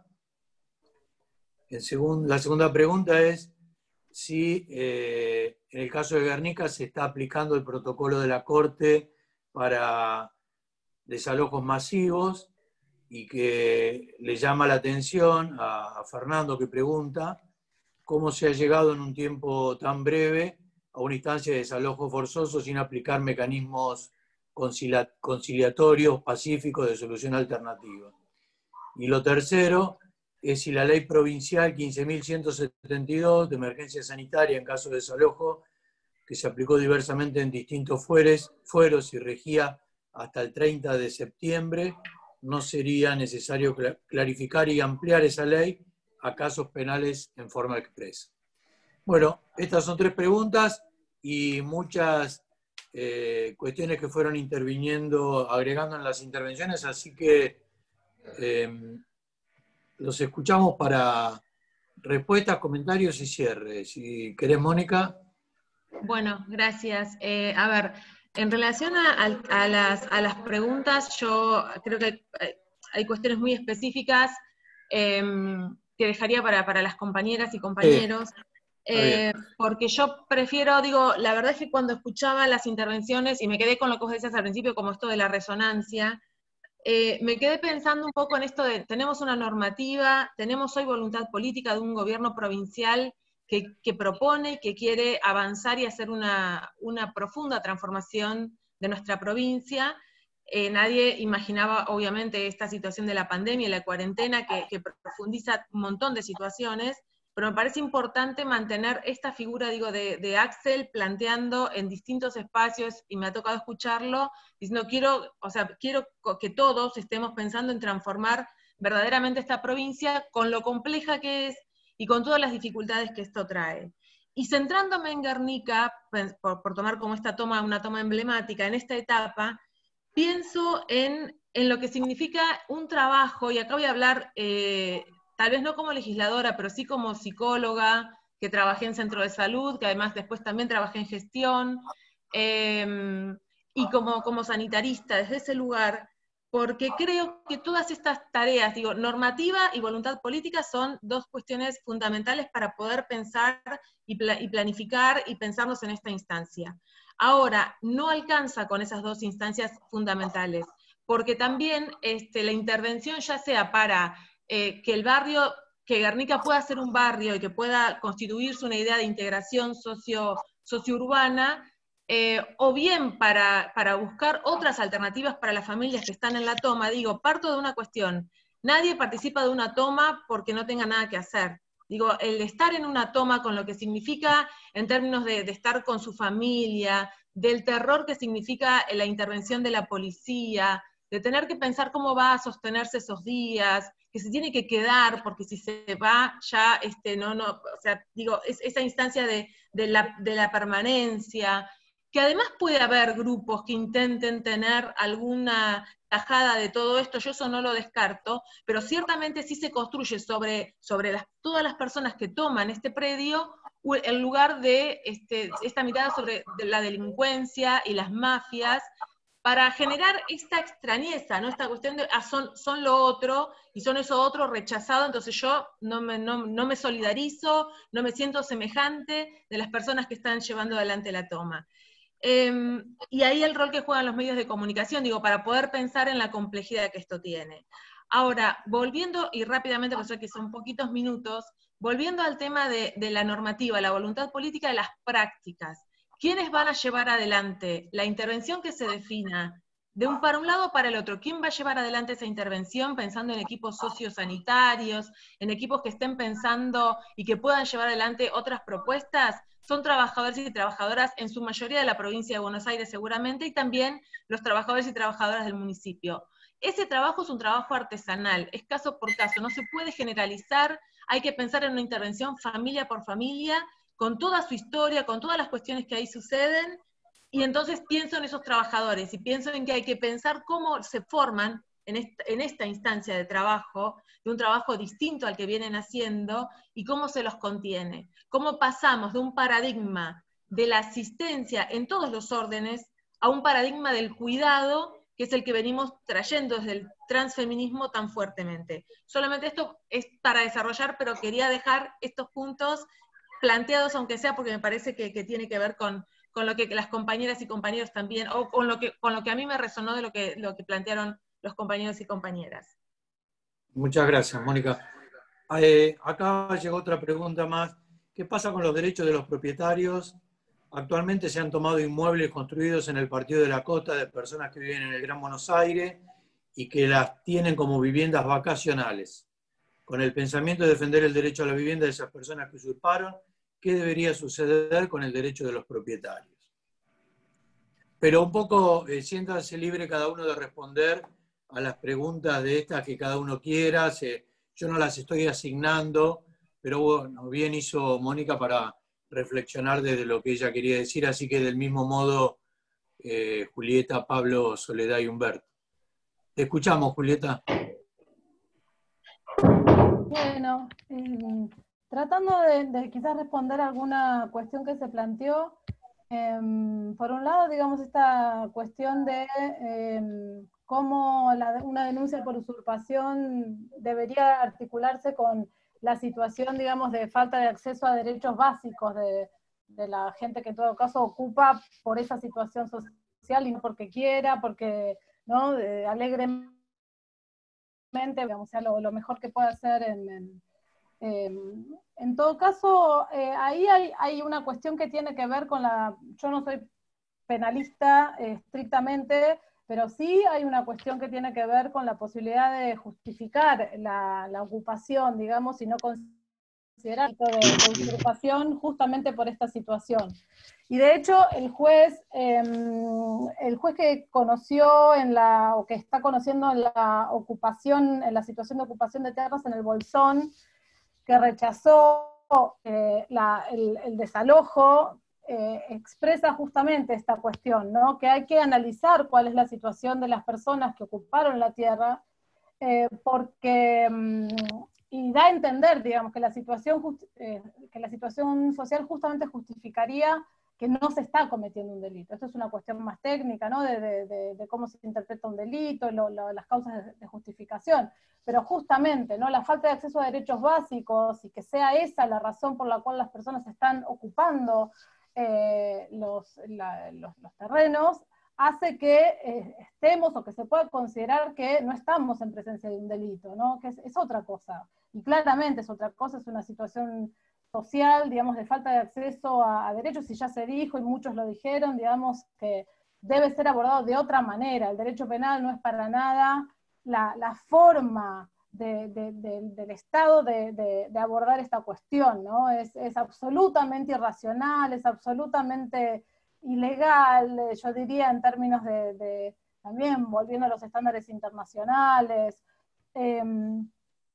Eso por un lado. Por otro lado, el tema de la aplicación del protocolo de la Suprema Corte de la provincia, entiendo que está teniendo poca aplicación en el caso de Guernica, es decir, está mencionado en algunas de las resoluciones, pero justamente la cuestión, digamos, de esta posibilidad, digamos, o en todo caso, más que posibilidad, esta instancia de negociación, ¿no? Y de generar esta mesa de diálogo, de gestión con las autoridades, etcétera, eso no ha sido considerado, está previsto en el protocolo, quizás no está previsto de una manera tan enfática, está ahí un poco, ¿no? En la redacción, yo diría que no está tan claro, pero igual claramente existía la posibilidad de una aplicación más enfática de ese protocolo, generando, llamando a los funcionarios estatales y generando esta mesa. Hoy lo que hay es, yo no conozco tan, Mario conoce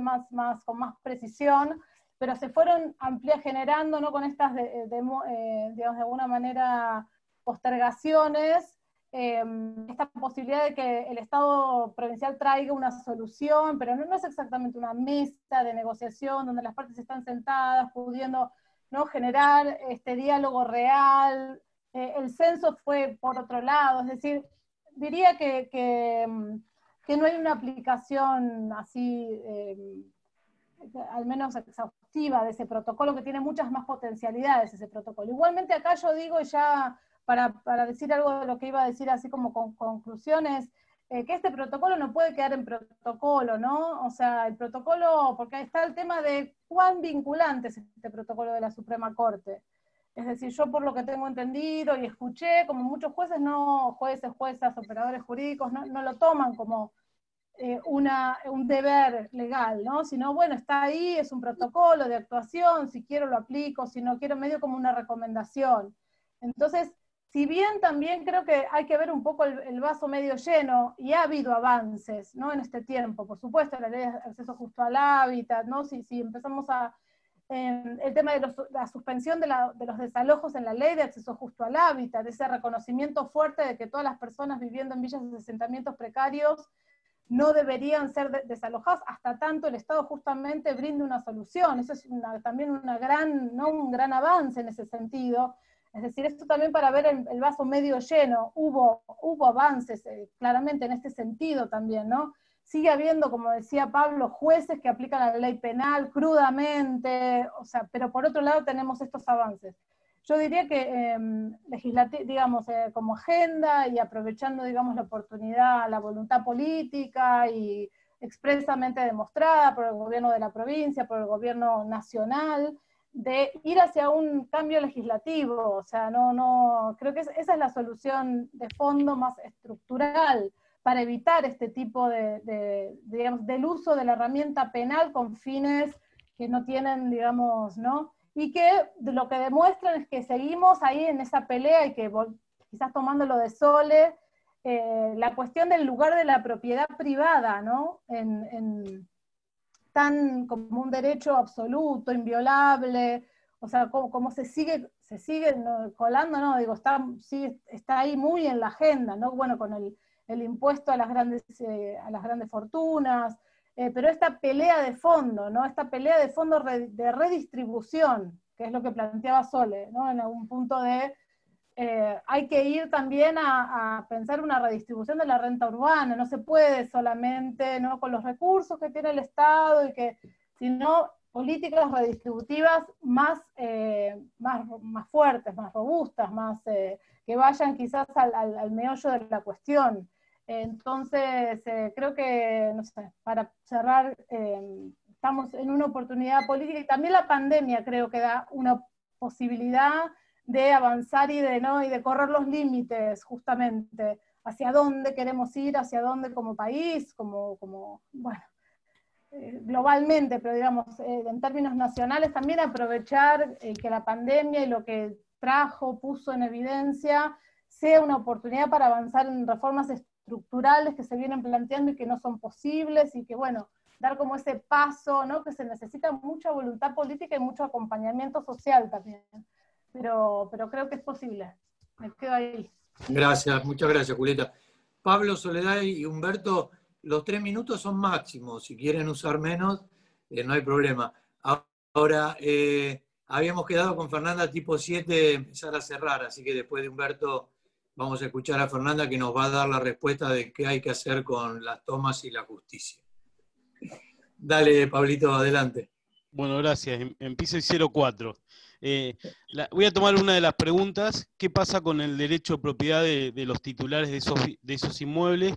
Bueno, si la respuesta es que, como debe ser, que a los ocupantes se los ponga en un lugar, digamos, digno, se le reintegrará el inmueble. Si la respuesta es que ahí se construya algo, el Estado tendrá que expropiar y se le va a garantizar el derecho a la propiedad, como está previsto en la Constitución Nacional y en las leyes de expropiación provincial, nacional, etc. Con lo cual no va a perder, va a tener su indemnización correspondiente. Mis conclusiones son 3 o 4 y aprovecho acá que hay mucha gente que tiene roles institucionales para pensarlo. Con relación a la respuesta que se da a estos conflictos sociales, siempre el derecho penal. Una falencia que tiene la provincia de Buenos Aires estructural es la ausencia de una defensoría pública especializada en derechos sociales que actúe ante el fuero contencioso administrativo. Esto es una propuesta, Mario lo conoce muy bien porque hemos hecho varias propuestas legislativas, hemos llevado a conferencias, hemos generado un grupo de investigación en nuestra facultad para actualizar la ley del Ministerio Público e incorporar la defensa de los derechos sociales, no desde una mirada penal, sino desde una mirada de funciones y misiones del Estado. Y eso se litiga en el fuero contencioso administrativo. Eso es algo que hoy yo soy parte del gobierno,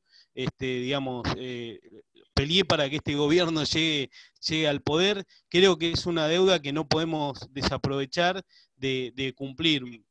Creo que es el momento de hoy de primero otorgarle la garantía de independencia a la defensa pública, como lo dicen los tratados internacionales, nuestra Constitución, etcétera, lo dijo la Corte también. Y segundo, crear en el ámbito de la provincia de Buenos Aires defensorías como funcionan en la Cava, especializadas en derechos sociales que actúen no en la justicia penal, sino en el fuero contencioso administrativo. Después, otra cosa legislativa, hay que derogar el artículo 231 bis. ¿Sigue vigente, Mario, eso? Porque sé que ustedes iniciaron una acción. Ese artículo es inconstitucional. Tenemos la legislatura, cambiémoslo, es derogarlo. No podemos permitir que ahora, siendo gobierno, mantener una norma como esa. Y por último, el que falta es un cambio cultural de todos nosotros, la mirada hacia el otro, lo que por ahí planteaban Humberto también, la mirada hacia el pobre. Estamos bombardeados mediáticamente con la porofobia, el odio al pobre.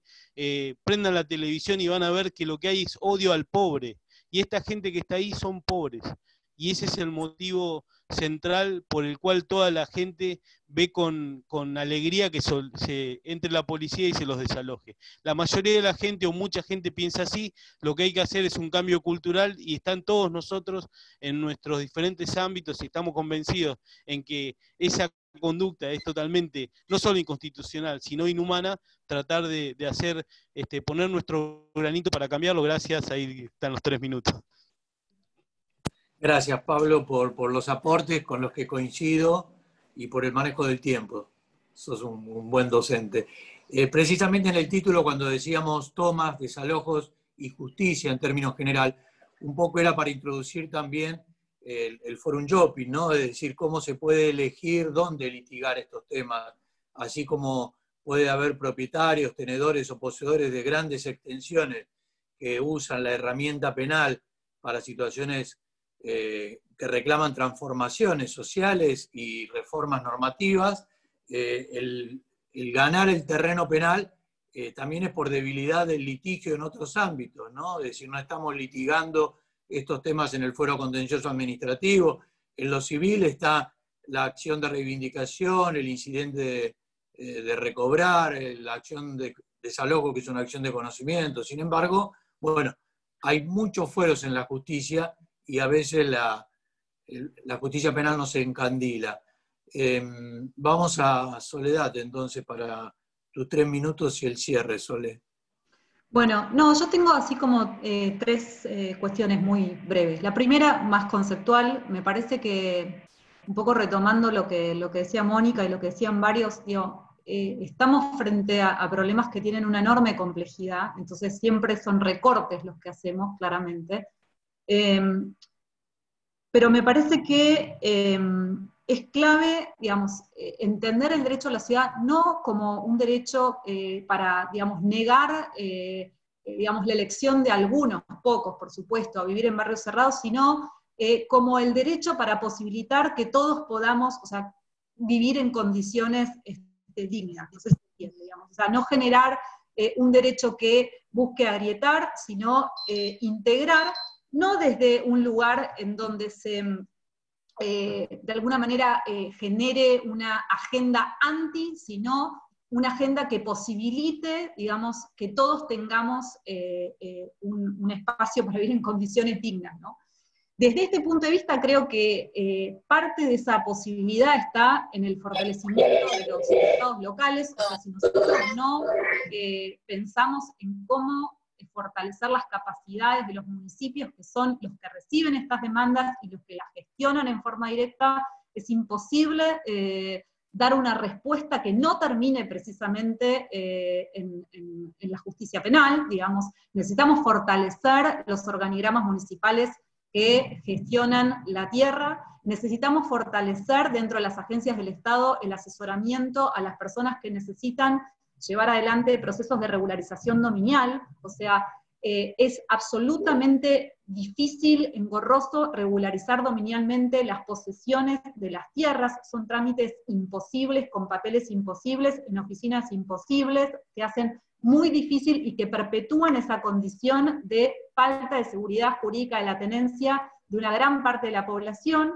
Y por otro lado, en relación a lo que decía Pablo, y con esto cierro, creo que hay algunos antecedentes interesantes, como por ejemplo en la ciudad de Buenos Aires, a raíz del movimiento de inquilinos se creó, y en base a la Ley Nacional Nueva de Inquilinos, se creó esta idea de las defensorías para inquilinos. ¿Por qué no pensar en un esquema que replique, digamos, ese formato que hoy está focalizado en inquilinos hacia otro abanico de situaciones que se dan en la provincia de Buenos Aires, que no necesariamente tienen que ver con la situación del inquilinato, que ver con la situación de posesión de tierra, para poder precisamente asesorar incluso hasta de manera previa al patrocinio, digamos, instancias anteriores a la judicialización para evitar este tipo de conflictos. Muchas gracias. Gracias, Sole. Humberto, te escuchamos tus 3 minutos y cierre. Bien, no, ha sido todo excelente y es poco lo que puedo agregar, simplemente coincido plenamente, expusieron todos en el sentido de que estos problemas de Guernica no pueden enfocarse desde una mirada unidisciplinaria. Acá se requiere pensar en el conjunto del orden jurídico, comenzando por el orden constitucional, que es el que garantiza a todos el acceso a la propiedad. Y en la medida que no se cumpla, el Estado tiene la obligación de intervenir para garantizar este cumplimiento. Y esto no afecta al derecho de propiedad o la propiedad privada. En realidad lo enriquece. En el momento en que todos los argentinos tienen la posibilidad de ser propietarios con su propio esfuerzo, una nación digna que pueda vanagloriarse de su derecho de propiedad. Entre tanto, vimos que hay abuso en el ejercicio de este derecho. Y querría cerrar también con, si bien es lateral a esto, creo que es muy importante el proceso de marcha al campo. Aquí se mencionó, se mencionó por varios, y creo que es una cosa importantísima. Ya está el proyecto de ley en el Congreso de la Nación, que permitiría en un plazo de 3 o 4 años hacer 4 o 5 millones de nuevos propietarios en la Argentina, redistribuir la población y garantizar un acceso digno al uso de la tierra. Argentina es una de las naciones del mundo que más concentrada tiene la propiedad agraria. Y creo que esto es una cosa que está dando el conjunto de la población y que debe modificarse. Creo que ese programa de Marcha al Campo es un programa realmente muy valioso. Bueno, muchísimas gracias a todos, fue muy útil para mí. Aprendí realmente muchas cosas participando de este panel hoy. Gracias a vos, Humberto. Bueno, querida Fernanda, todo tuyo.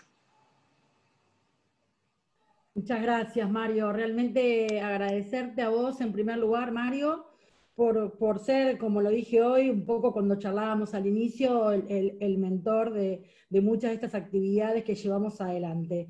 En primer lugar, agradecer a los y las disertantes, en primer lugar a Mónica Macha, diputada nacional, que hoy pudo estar con nosotros. Por supuesto, como siempre, nos une una gran relación con nuestro profesor, con Guido Lorenzino, defensor del pueblo de la provincia de Buenos Aires, a los expositores docentes que hoy también nos han acompañado, a la doctora Julieta Rossi, a la doctora Soledad Arenaza, a los doctores Pablo Cabral y bueno, a nuestro profesor Humberto Poetti. Bueno, realmente han estado brillantes. Yo sé que el tema ha sido denso, un tema muy complejo, les hemos dado muy poco tiempo, pero no tengo dudas que a la gran concurrencia que hoy nos ha acompañado y seguramente también a quienes puedan compartir esta conferencia, van a encontrar el tema bien expresado y sus puntos de vista. Muchísimas gracias por los aportes, por los enfoques sobre un tema que es controvertido, que hoy los medios de comunicación, como bien dijo Pablo, están presentando de una sola mirada y presenta una complejidad sumamente particular. Se hizo en esta tarde, en estas casi 2 horas, un recorrido extenso acerca de las obligaciones que asumen los estados en el marco del derecho internacional de los derechos humanos que bien hizo Julieta, los derechos que se deben resguardar de las personas, las estrategias procesales, la aplicación de la normativa local y sus problemáticas, como bien Pablo pudo reseñar, las dimensiones y las cuestiones que tienen que ver con la ley de hábitat y la organización del Estado, la política y los recursos, como bien Soledad pudo introducirnos, y finalmente Humberto Poetti con la mirada humana, fraterna, con la proclama del Papa Francisco, cuando afirma que el derecho a la propiedad, a la tierra, al hábitat, es un derecho universal de la humanidad. Y en esta realidad que hoy nos toca vivir, provocada de este COVID-19, que sin ninguna duda ha agudizado estas problemáticas, pero también está visibilizando claramente el tema del acceso a la tierra y al hábitat. Por eso Juan Bautista Alberdi, cuando hablaba gobernar es poblar, y yo diría hoy también que gobernar es incluir. Y la importancia que hay de poder garantizar las oportunidades en el derecho a la vivienda y a un hábitat digno y sustentable. Esto nos marca la relevancia y la jerarquía que tiene este tema en la agenda de las políticas públicas. Y hoy, entre la cantidad de asistentes, pude ver, como bien también se dijo acá, que hay mucha gente responsable y mucha gente que tiene mucho para aportar. Y vi ediles, vi concejales, vi funcionarios del gobierno de la provincia de Buenos Aires, vi también mucha gente del extranjero. Entonces, la importancia que este tema tiene. Y celebro que sea la Facultad de Derecho, nuestra facultad, que nos demos un espacio para conversar esta problemática que nos afecta, que nos duele, y que seguramente seguiremos trabajando porque estamos concretando uno de nuestros valores y principios, que es el compromiso social. Como siempre nuestro rector habla del compromiso y la sensibilidad social que tiene la Universidad Nacional de Lomas de Zamora y su vinculación con el territorio y con los problemas de la comunidad. Agradecer a los y a las asistentes, nos seguiremos encontrando. Muy buenas tardes, muchísimas gracias. Chao, gracias. Muchísimas gracias. Buenas tardes.